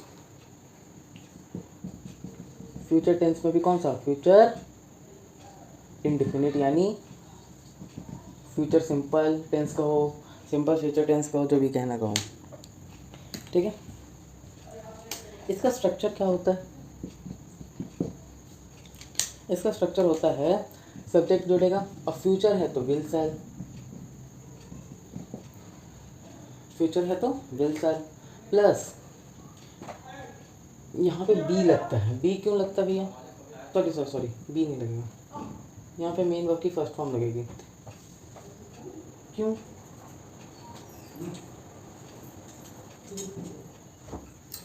क्योंकि विल शैल आपका मॉडल्स है। मॉडल्स क्या होता है? विल शैल क्या है आपका? मॉडल्स क्या होता है? मॉडल्स बेटा आपको उतना अगर मैं समझाने जाऊँगा तो बहुत बड़ा हो जाएगा। मॉडल्स का ध्यान रखना कि मॉडल्स मतलब मॉडल्स वो वर्ब्स होते हैं जिनके बाद हमेशा मेन वर्ब की फर्स्ट फॉर्म लगती है, हमेशा। ये मॉडल्स को ना कोई भी मिलावट पसंद नहीं है, कोई भी मिलावट पसंद नहीं है। इन्हें हमेशा क्या चाहिए? ओरिजिनल फॉर्म चाहिए। तो मेन वर्ब की फर्स्ट फॉर्म क्या होती है? ओरिजिनल। तो सब्जेक्ट रहेगा विल शैल के बाद मेन वर्ब की फर्स्ट फॉर्म आ जाएगी, फिर ऑब्जेक्ट आ जाएगा। अब इसका पैसिव क्या होगा? पैसिव क्या होगा इसका? ऑब्जेक्ट का सब्जेक्ट वही विल शैल रहेगा। क्यों रहेगा? क्योंकि फ्यूचर है, प्लस हम बी लगा देंगे। क्यों लगाएंगे? क्योंकि पैसिव मतलब helping verb plus main verb की थर्ड फॉर्म। तो बी भी एक हेल्पिंग वर्ब है, क्योंकि हम बुरे संकट में फंस गए थे। क्योंकि अगर विल साल के बाद अगर बेटा मेन वर्ब की थर्ड फॉर्म लगा देते तो रूल ब्रेक हो जाता। क्यों? क्योंकि विल साल क्या है? मॉडल्स, और मॉडल्स के बाद हमेशा मेन वर्ब की फर्स्ट फॉर्म आएगी। ठीक है, तो subject plus will shall plus be plus main verb की third form plus by plus object. ठीक है, तो ये बेटा आपका स्ट्रक्चर हो जाएगा। एग्जाम्पल दे, एग्जाम्पल दो ना सर, नहीं हो पाता मेरे से, कोई बात नहीं, दे देता हूँ। I will complete it. ठीक है, अच्छा छोड़ो, राम विल कंप्लीट इट, बहुत आई यही हो गया है ना। तो क्या हो जाएगा इसका? ऑब्जेक्ट क्या है? इट, यहाँ पे सब्जेक्ट, ऑब्जेक्ट की सब्जेक्ट क्या है यहाँ पर? राम, तो बाई राम, बात खत्म। सब्जेक्ट ऑब्जेक्ट का खेल खत्म। अब वर्ब का, तो यहाँ पे इट विल ही रहेगा, यहाँ पे क्या हो जाएगा? बी लग जाएगा और फिर कंप्लीटेड, फिर कंप्लीटेड, तो it will be completed by Ram. इस तरह से बेटा आपका सेंटेंस का फॉर्मेशन यानी पैसिव फॉर्म होगा। सिंपल है बेटा, कुछ नहीं करना है। यहाँ पे ऑब्जेक्ट है, यहाँ पे सब्जेक्ट हो गया, विल सल रख देंगे, क्यों? क्योंकि फ्यूचर टेंस है। फिर उसके बाद हम बी रख देंगे जो मेन वर्ब की फर्स्ट फॉर्म है, फिर उसके बाद हम मेन वर्ब की थर्ड फॉर्म रख देंगे, क्यों? क्योंकि पैसिव में बदलना, तो पैसिव मतलब helping verb plus main verb की थर्ड फॉर्म, फिर बाई प्लस ऑब्जेक्ट, ये तो आपको सभी को पता है। तो इस तरह से फ्यूचर इंडेफिनिट टेंस का स्ट्रक्चर फॉर्मेशन होता है। अब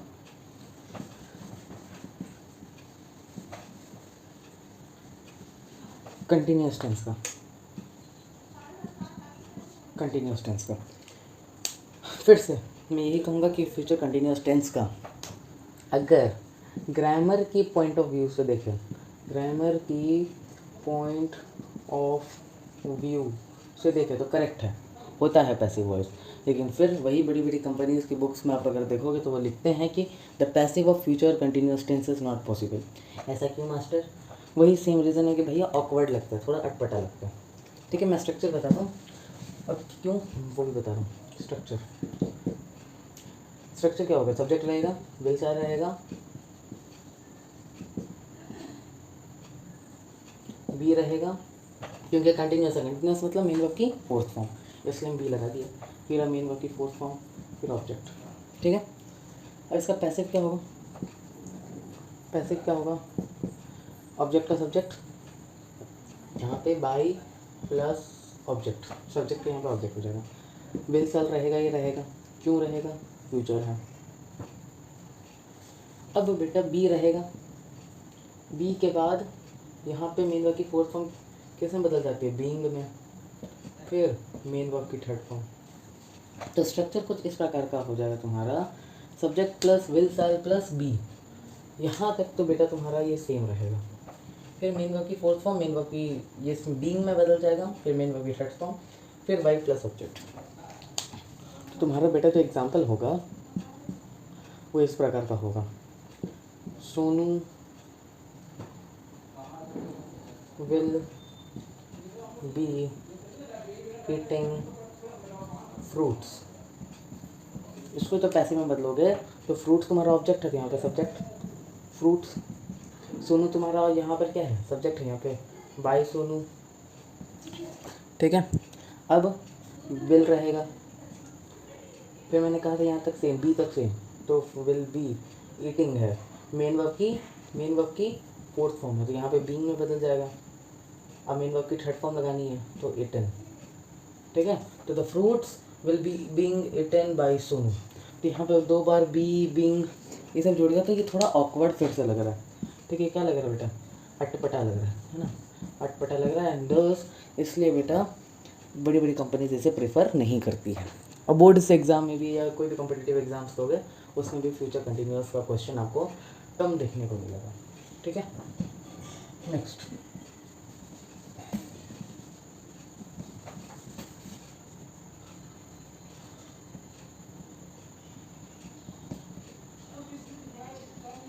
नेक्स्ट होता है परफेक्ट टेंस।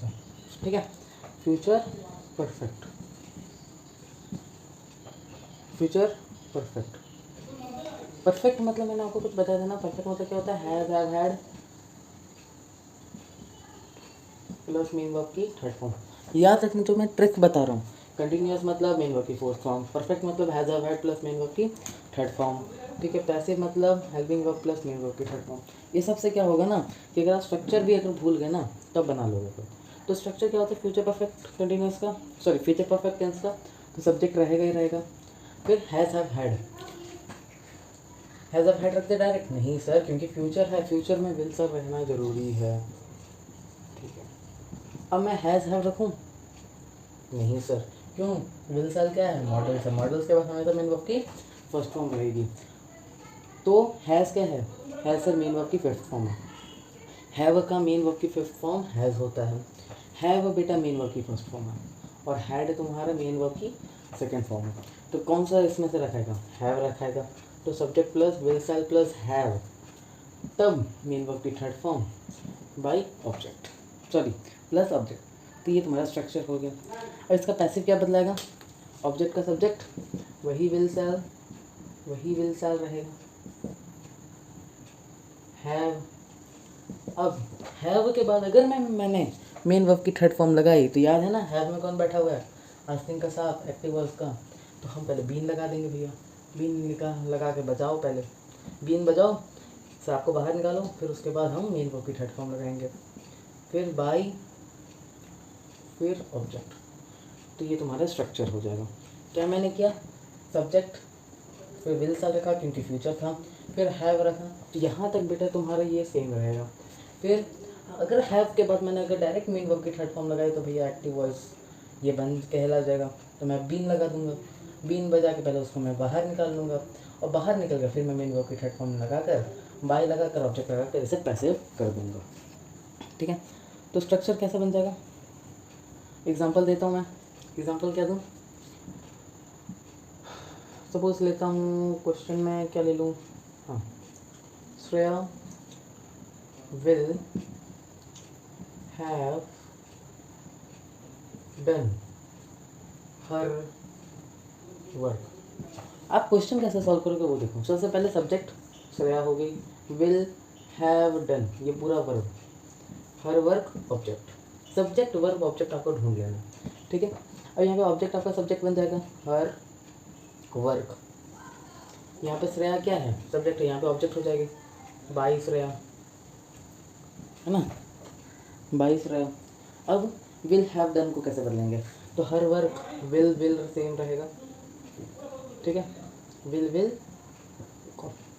विल सेम रहेगा, फिर हैव लगा देंगे, क्यों, विल क्या है मॉडल, मॉडल के बाद हमेशा मेन वर्ब की फर्स्ट फॉर्म रहेगी। अगर मैं बेटा डायरेक्ट डन लगा दूँ तो फिर एक्टिव वॉइस कहला जाएगा, तो मैं बीन लगा दूंगा और एक्टिव वॉइस को पहले बाहर निकाल दूंगा, फिर उसके बाद मैं डन लगा दूंगा। तो सेंटेंस क्या बन गया, her work will have been done by Shreya, है ना इजी। दूसरा सेंटेंस अगर मैं दूँ, दूसरा सेंटेंस ये है आई शैल हैव इटन इट, तो यहाँ पे इट, यहाँ पे पैसे में जब बदलेंगे तो यहाँ पे इट आ जाएगा, विल हो जाएगा, हैव लग जाएगा, फिर बीन लग जाएगा, तो यहाँ पे इटन हो जाएगा, अब फिर बाई मी हो जाएगा। अब ये कैसे हुआ ये सब आपको पता है, ठीक है, मुझे एक्सप्लेन करने की ज़रूरत नहीं, ठीक है। तो आसान है, बस चीज़ों को समझिए और एक बार सब स्ट्रक्चर अच्छी तरह से एक बार रिवाइज कर लीजिए, ठीक है। चलिए अब परफेक्ट फ्यूचर परफेक्ट कंटिन्यूअस का वही सेम चीज़ मैं आपको बताना चाहूँगा, परफेक्ट कंटिन्यूअस का नहीं होता, परफेक्ट कंटिन्यूअस का नहीं होता है passive voice future perfect continuous का, लेकिन ग्रामर के पॉइंट ऑफ व्यू से देखें तो वो होता है।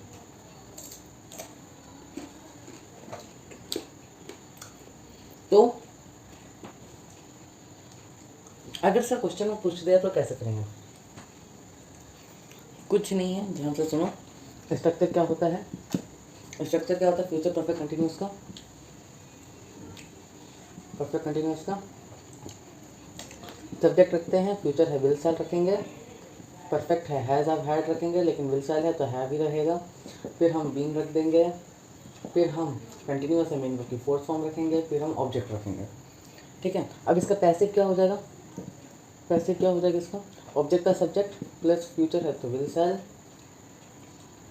प्लस हैव प्लस बीइंग, फिर ये मेन वर्ब की फोर्थ फॉर्म का क्या हो जाएगा, बीइंग हो जाएगा। ठीक है, सिंपल चीज़ याद रखो, मेन वर्ब की फोर्थ फॉर्म किस में बदल जाएगी भैया, बीइंग में बदल जाएगी। ठीक है, मेन वर्ब की फोर्थ फॉर्म किस में बदल जाएगी, बीइंग में बदल जाएगी। बीइंग फिर मेन वर्ब की थर्ड फॉर्म, फिर बाय, फिर ऑब्जेक्ट। ये आपका स्ट्रक्चर हो जाएगा। एग्जाम्पल के तौर में I will have been doing my work, the work will have been being done by me, simple. ठीक है, टू फ्यूचर परफेक्ट। अब हमने बेटा जितने भी सेंटेंसेस देखे वो सब आपके पॉजिटिव सेंटेंसेस थे।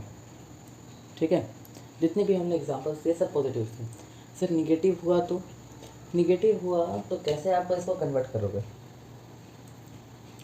जैसे अगर मैं लूँ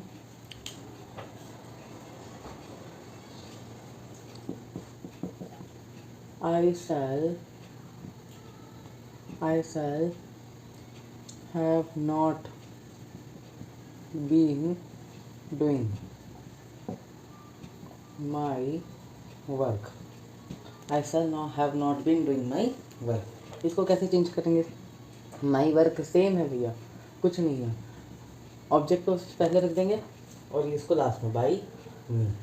ठीक है, माई वर्क यहाँ पे शैल यानी फ्यूचर है तो will, my work will have been, यहाँ पे क्या है, डूइंग है, मेन वर्ब की फोर्थ फॉर्म किस में बदल जाएगी, बीइंग में बदल जाएगी। किस में बदल जाएगी, बीइंग में बदल जाएगी। तो बीइंग अब डन, बीइंग डन। लेकिन सर यहाँ पे तो हैव नॉट लिखा हुआ है, तो कुछ नहीं, विल हैव है ना, उसके बाद नॉट लगा देना, फिर बीइंग, फिर डन है ना, फिर बाय। ठीक है, तो ये तुम्हारा नेगेटिव हो जाएगा, my work will have not been being done by me. ठीक है, दूसरा एग्जांपल देखिए, सी डजंट लाइक यू। यही एग्जांपल मिलता है सर आपको, यही एग्जांपल नहीं एग्जांपल यही मिलता है आपको। हाँ बेटा यही मिलता है, क्या करें। सी डजंट लाइक यू, वो तुम्हें बेटा पसंद नहीं करती। इसका कैसा हो जाएगा, यू डायरेक्ट रखो, डजंट है प्रेजेंट है तो यू आर, यहाँ पे एंटी लगा तो यू आर नॉट, फिर लाइक का लाइक्ड हो जाएगा, यू आर नॉट लाइक्ड, फिर बाई हर। ठीक है, सिंपल, कुछ नहीं है, क्लियर है। तो नेगेटिव सेंटेंसेस का ऐसे बन जाएगा। अब हम लोग देखते हुए इंट्रोगेटिव सेंटेंसेस हुआ तो, अगर इंटरोगेटिव सेंटेंसेस हुआ तो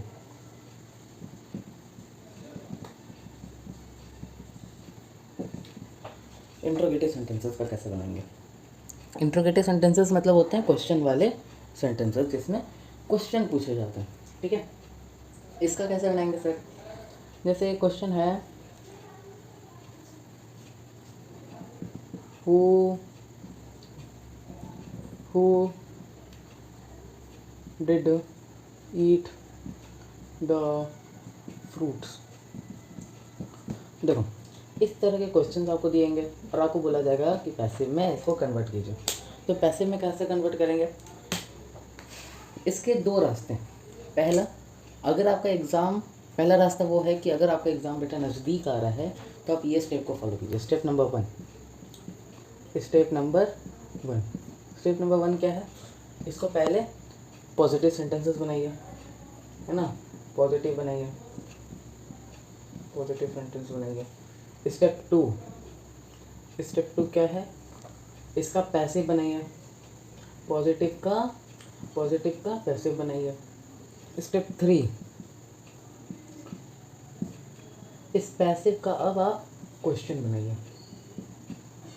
ठीक है, तो ये 3 तरीके फॉलो करना पड़ेगा आपको अगर आपका एग्ज़ाम नज़दीक है। तो कैसे, who did eat the fruits, तो इसका सबसे पहले हमको क्या बनाना, पॉजिटिव बनाना। स्टेप वन यही है ना। तो सबसे पहले आप पॉजिटिव बनाइए, तो पॉजिटिव बनाते हैं। तो द फ्रूट्स नहीं, who did eat the fruits ना,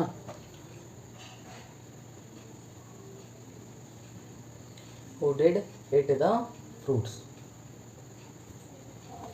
तो क्या हो जाएगा बोलो, किसने फ्रूट्स को खाया। तो इसका सबसे पहले पॉजिटिव सेंटेंस बनाएंगे। पॉजिटिव सेंटेंस क्या बन जाएगा बोलो।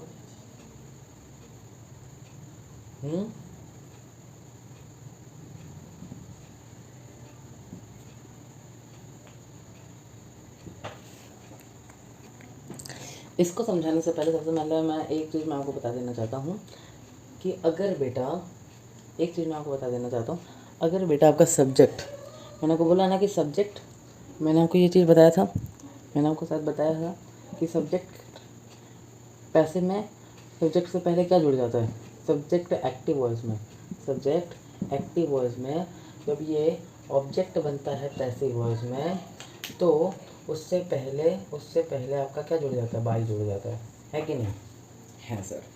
तो अब बेटा ध्यान से सुनो कि अगर बेटा आपका सब्जेक्ट में, अगर बेटा आपका सब्जेक्ट में दे हो, एनीवन हो, एवरीवन हो,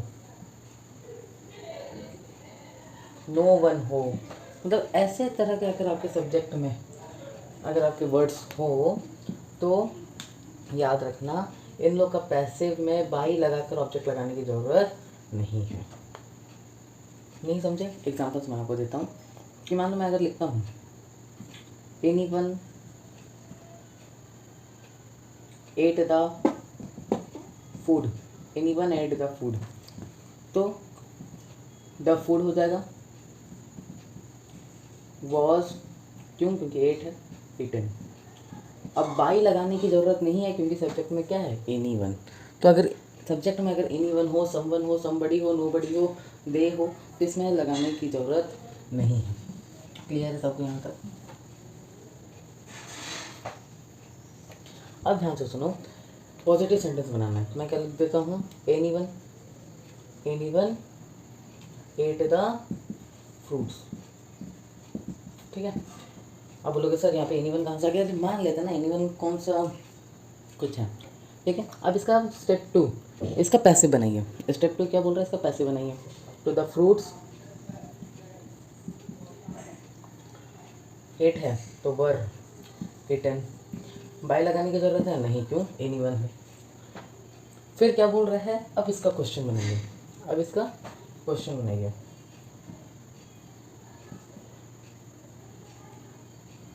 वर द फ्रूट्स इटन। अब एक चीज़ आपसे मैं एक और चीज़ कहूँगा कि अगर बेटा क्वेश्चन में WH वर्ड्स हो, जैसे हु, व्हेन, व्हाई, व्हाट, इस तरह के वर्ड्स हो, तो आपको हेल्पिंग वर्ब के आगे वो वर्ड्स लगा देने, हेल्पिंग वर्ब के आगे वो वर्ड्स लगा देने बाई लगाकर, ठीक है। तो बाई हुम, हु का क्या हो जाएगा, हुम। तो बाई हुम were the fruits eaten, by हुम वर द फ्रूट्स इटन। दो तरह के इंटरोगेटिव सेंटेंसेस होते हैं, एक होते हैं यस नो वाले, जिसमें आंसर सिर्फ यस या नो में आता है, दूसरा होता है फुल सेंटेंस वाले, ठीक है। तो जब आपको फुल सेंटेंस वाला अगर क्वेश्चन मिले तो उसमें आपको बेटा क्या करना है कि सबसे पहले पॉजिटिव सेंटेंस में आप उसको कर लीजिए कन्वर्ट, फिर उसका पैसिव कर लीजिए, फिर उसको क्वेश्चन बना दीजिए। अब WH वाला है तो वो WH वाला वर्ड लगा दीजिए और उसके आगे क्या लगा देना, आपको बाई लगा देना, ठीक है। सेकेंड एग्जाम्पल दें, सेकेंड एग्जाम्पल देखते हैं भैया, सेकेंड एग्जाम्पल देखते हैं। सेकेंड एग्जाम्पल अगर हम देखते हैं, सेकेंड एग्जाम्पल क्या देखते हैं,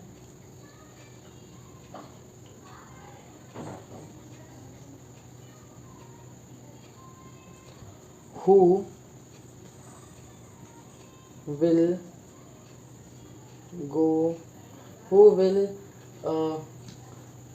ड्रिंक दिस जूस, ठीक है, who will drink this juice. तो क्या मैंने कहा पहला स्टेप कि इसको आपको किस में बदल देना है, पॉजिटिव में। तो somebody या कुछ भी आप लगा दो, somebody will drink this juice। याद रखना, अगर यहाँ पे कोई सब्जेक्ट नहीं दिया है तो आपको सब्जेक्ट क्या चूज़ करना है, anyone, someone, no one, इस तरह का, ठीक है। तो somebody will drink this juice, second step, इसका पैसे बनाइए। तो this juice will be drunk, है ना, will be drunk, बस बाय somebody लिखने की ज़रूरत नहीं है। अब थर्ड स्टेप क्या कहता है, इसका क्वेश्चन बनाइए। तो will this juice be drunk, question mark. अब दूसरा स्टेप क्या कहता है, लास्ट स्टेप, कि अगर WH वाला वर्ड है, अगर WH वाला क्वेश्चन है तो आप बाई लगा दीजिए और वो वर्ड रख दीजिए। यहाँ पे हु है तो यहाँ पे होम बन जाएगा, यहाँ पे हु है तो यहाँ पे होम बन जाएगा। By home will this juice be drunk, या आप ऐसे भी कर सकते हो, will this juice be drunk by home. आपको जहाँ मैंने बाय होम लगाने का, अब यहाँ पर भी लगाओगे तो भी करेक्ट है, आगे भी लगाओगे तो भी करेक्ट है। क्लियर।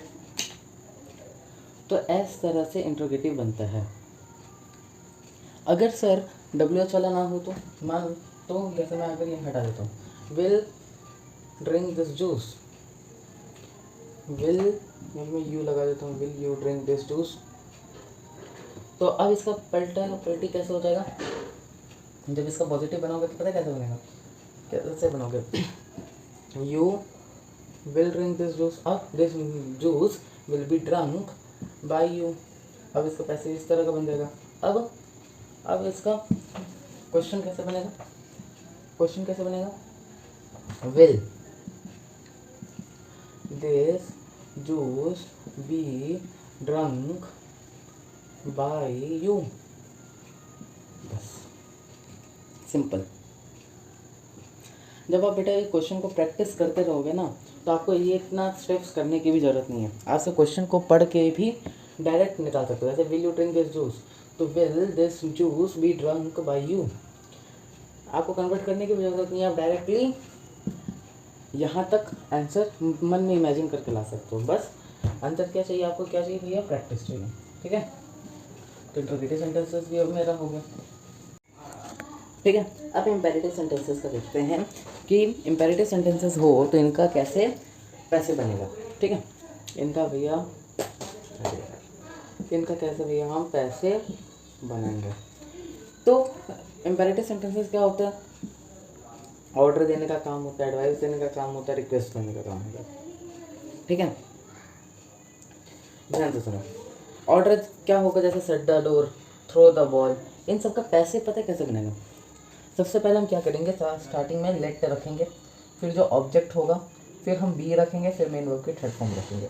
एग्जाम्पल के तौर पर अगर हम देखते हैं शट द डोर, तो इसका क्या बन जाएगा, लेट रखेंगे सबसे पहले क्या रखेंगे भैया, यहाँ लेट रखेंगे, सबसे पहले लेट रखेंगे, फिर द डोर लिख देंगे, फिर यहाँ पर बी रख देंगे, फिर शट, ठीक है। Let the door be shut.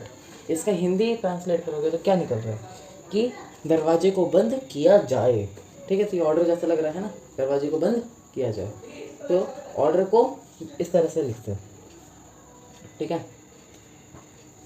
दूसरा एग्जांपल देखते हैं, थ्रो द बॉल, तो let the ball be thrown, clear, ball को फेंका जाए। तो ऑर्डर जब भी आए, ठीक है, तो ऑर्डर में आप ऐसे कर सकते हो। दूसरा तरीका क्या है कि यहाँ पे यू आर लिख दो, फिर यहाँ पे ऑर्डर्ड लिख दो, फिर टू लगाकर ये जो लाइन लिखी हुई है ना उसको पूरा छाप दो। जैसे दूसरा तरीका इसको हम कैसे लिख सकते पता है, दूसरा तरीका जैसे ये सेंटेंस को लिखते हैं, इसका दूसरा तरीका ये भी है, यू आर ऑर्डर्ड टू लिखने के बाद ये पूरा लाइन छाप दो, थ्रो द बॉल, ये भी एक तरीका है तुम्हारा, क्लियर है? इस तरह से भी देख सकते हो। अब एडवाइस की बात की जाए, तो जैसे ओबे योर पेरेंट्स, है ना, ओबे योर पेरेंट्स, अपने पेरेंट्स का आदर करो, अपने पेरेंट्स का आदर करो। तो इसका सेंटेंस कैसे बनाया जाएगा? इसके दो तरीके। पहला तरीका बेटा आपका ये है, you are advised to obey your parents. यहाँ पे आपको यू आर लिख कर, क्या है ये, एडवाइस है, ऑर्डर है, रिक्वेस्ट है, क्या है वो आप लिख देना। फिर टू लिख के जो भी ये लाइन लिखी है उसको छाप देना, ठीक है। जैसे यू आर, ये क्या एडवाइस है, तो you are advised to obey your parents. इसका दूसरा तरीका क्या है, ऑब्जेक्ट रखो स्टार्टिंग में, फिर शुड रखो, फिर बी रखो, फिर मेन वर्ब की थर्ड फॉर्म रखो। तो ऑब्जेक्ट क्या है, पेरेंट्स, तो पेरेंट्स शुड बी ओबेड, है ना, your parents should be obeyed. इस तरीके से हो जाएगा। अब रिक्वेस्ट देखो, ये वाला तरीका एडवाइस और रिक्वेस्ट में काम नहीं आएगा। क्यों? क्योंकि ओबे योर पेरेंट्स, तो तुम कैसे कहोगे, ये कहोगे क्या, पेरेंट्स को ओबे किया जाए, ये क्या बात होगी, है ना। तो ऐसा नहीं होगा, यही दो तरीके से ये बनेगा। अब रिक्वेस्ट का सेम है, you are requested to help me, you are requested to do it for me. Clear?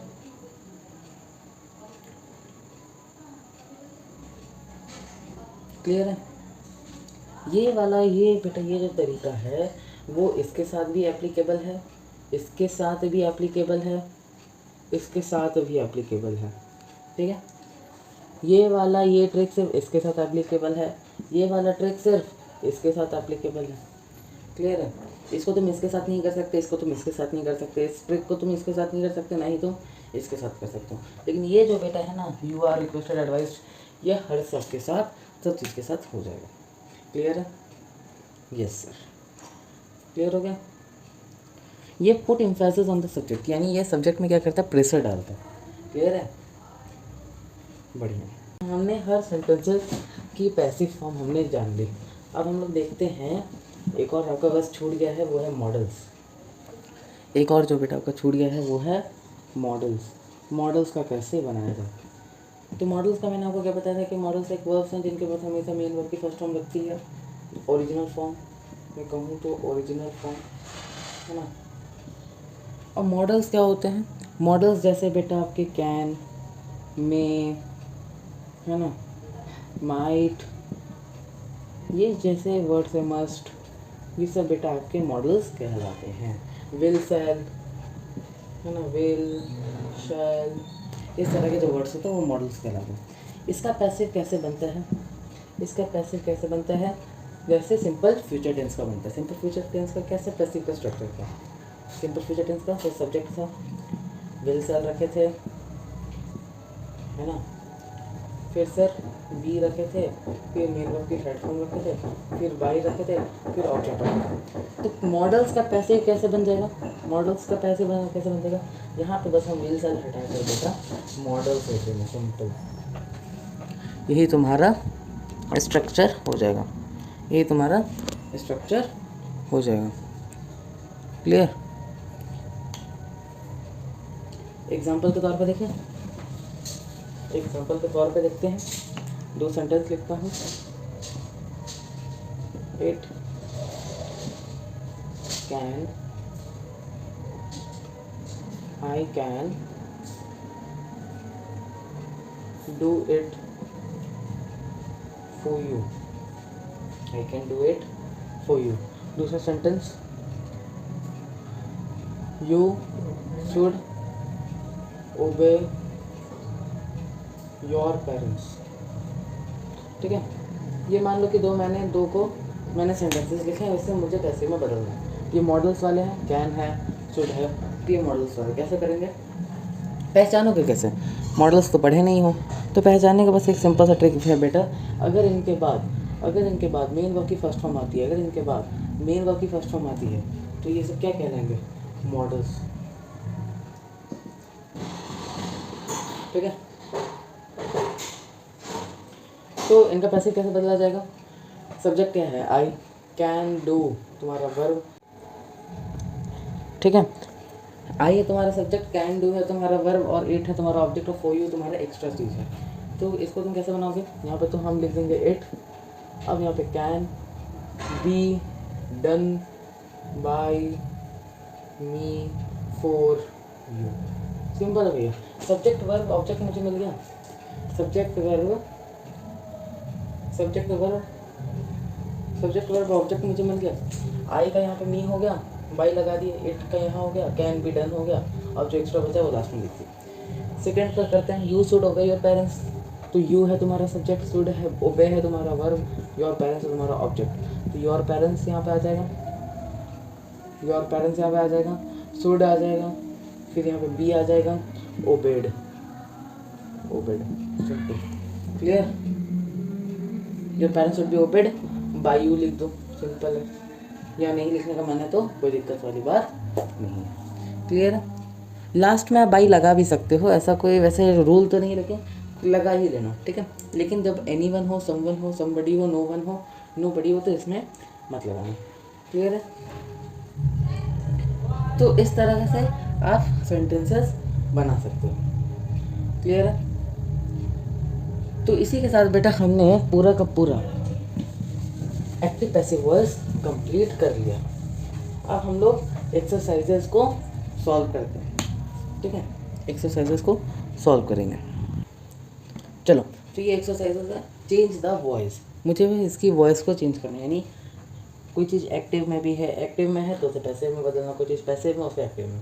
पहचानेंगे कैसे, याद है ना।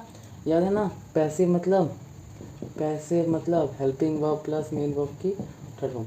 अगर हेल्पिंग वर्ब के बाद मेन वर्ब की थर्ड फॉर्म हुई तो वो पैसिव है। I do not support your view point. तो यहाँ पे कोई मेन वर्ब की थर्ड फॉर्म तो लिख ही नहीं रही, तो ये एक्टिव है। तो यानी मुझे इसमें किसको बदलना है, यानी मुझे ये एक्टिव वर्ब को किसमें बदलना है, पैसिव में। कैसे बदलोगे, आई मेरा सब्जेक्ट हो गया, नॉट सपोर्ट मेरा वर्ब हो गया, योर व्यू पॉइंट मेरा ऑब्जेक्ट हो गया। सब्जेक्ट वर्ब ऑब्जेक्ट मिल गया। पहला रूल, ऑब्जेक्ट का सब्जेक्ट कर दो, तो योर व्यू पॉइंट, ठीक है। अब आई सब्जेक्ट है, यहाँ पे बाई मी लिख के ऑब्जेक्ट कर दो, बस बात खत्म। अब डू नॉट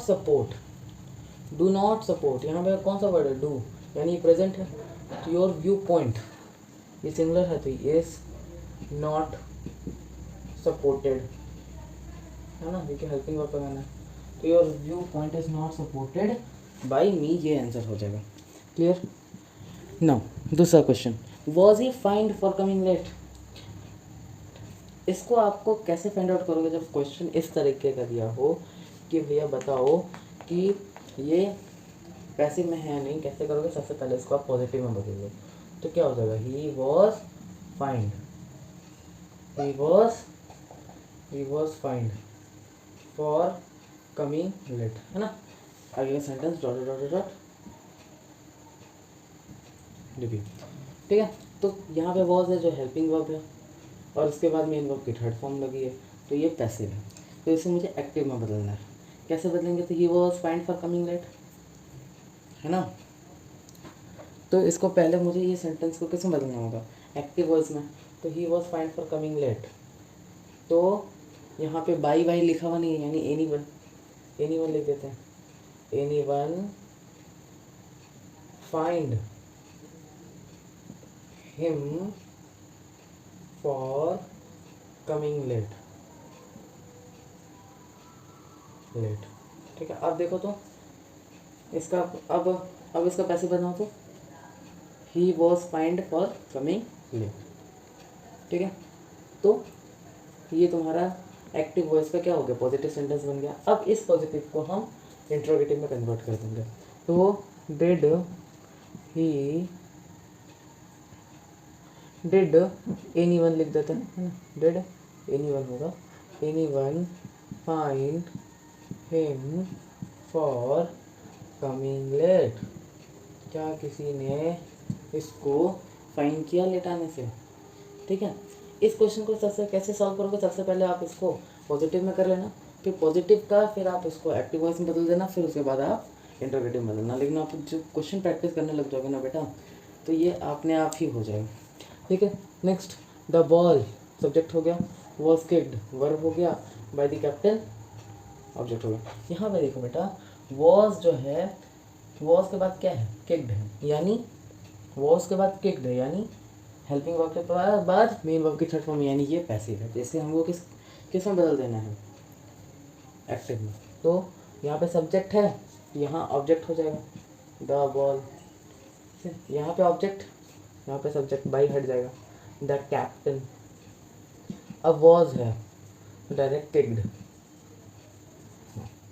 ठीक है, ये तुम्हारा सेंटेंस हो जाएगा, the captain kick the ball. Last वाला सेंटेंस देखते हैं, he is singing a beautiful song. अब ब्यूटीफुल सॉन्ग ये तुम्हारा ऑब्जेक्ट, इज सिंगिंग वर्ब, ये तुम्हारा क्या है, सब्जेक्ट। तो ऑब्जेक्ट का सब्जेक्ट का सबसे पहले, अ ब्यूटीफुल सॉन्ग, सॉन्ग, ही का बाय हिम,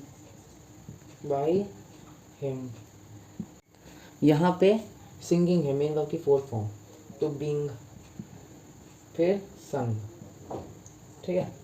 तो a beautiful song is being sung by him.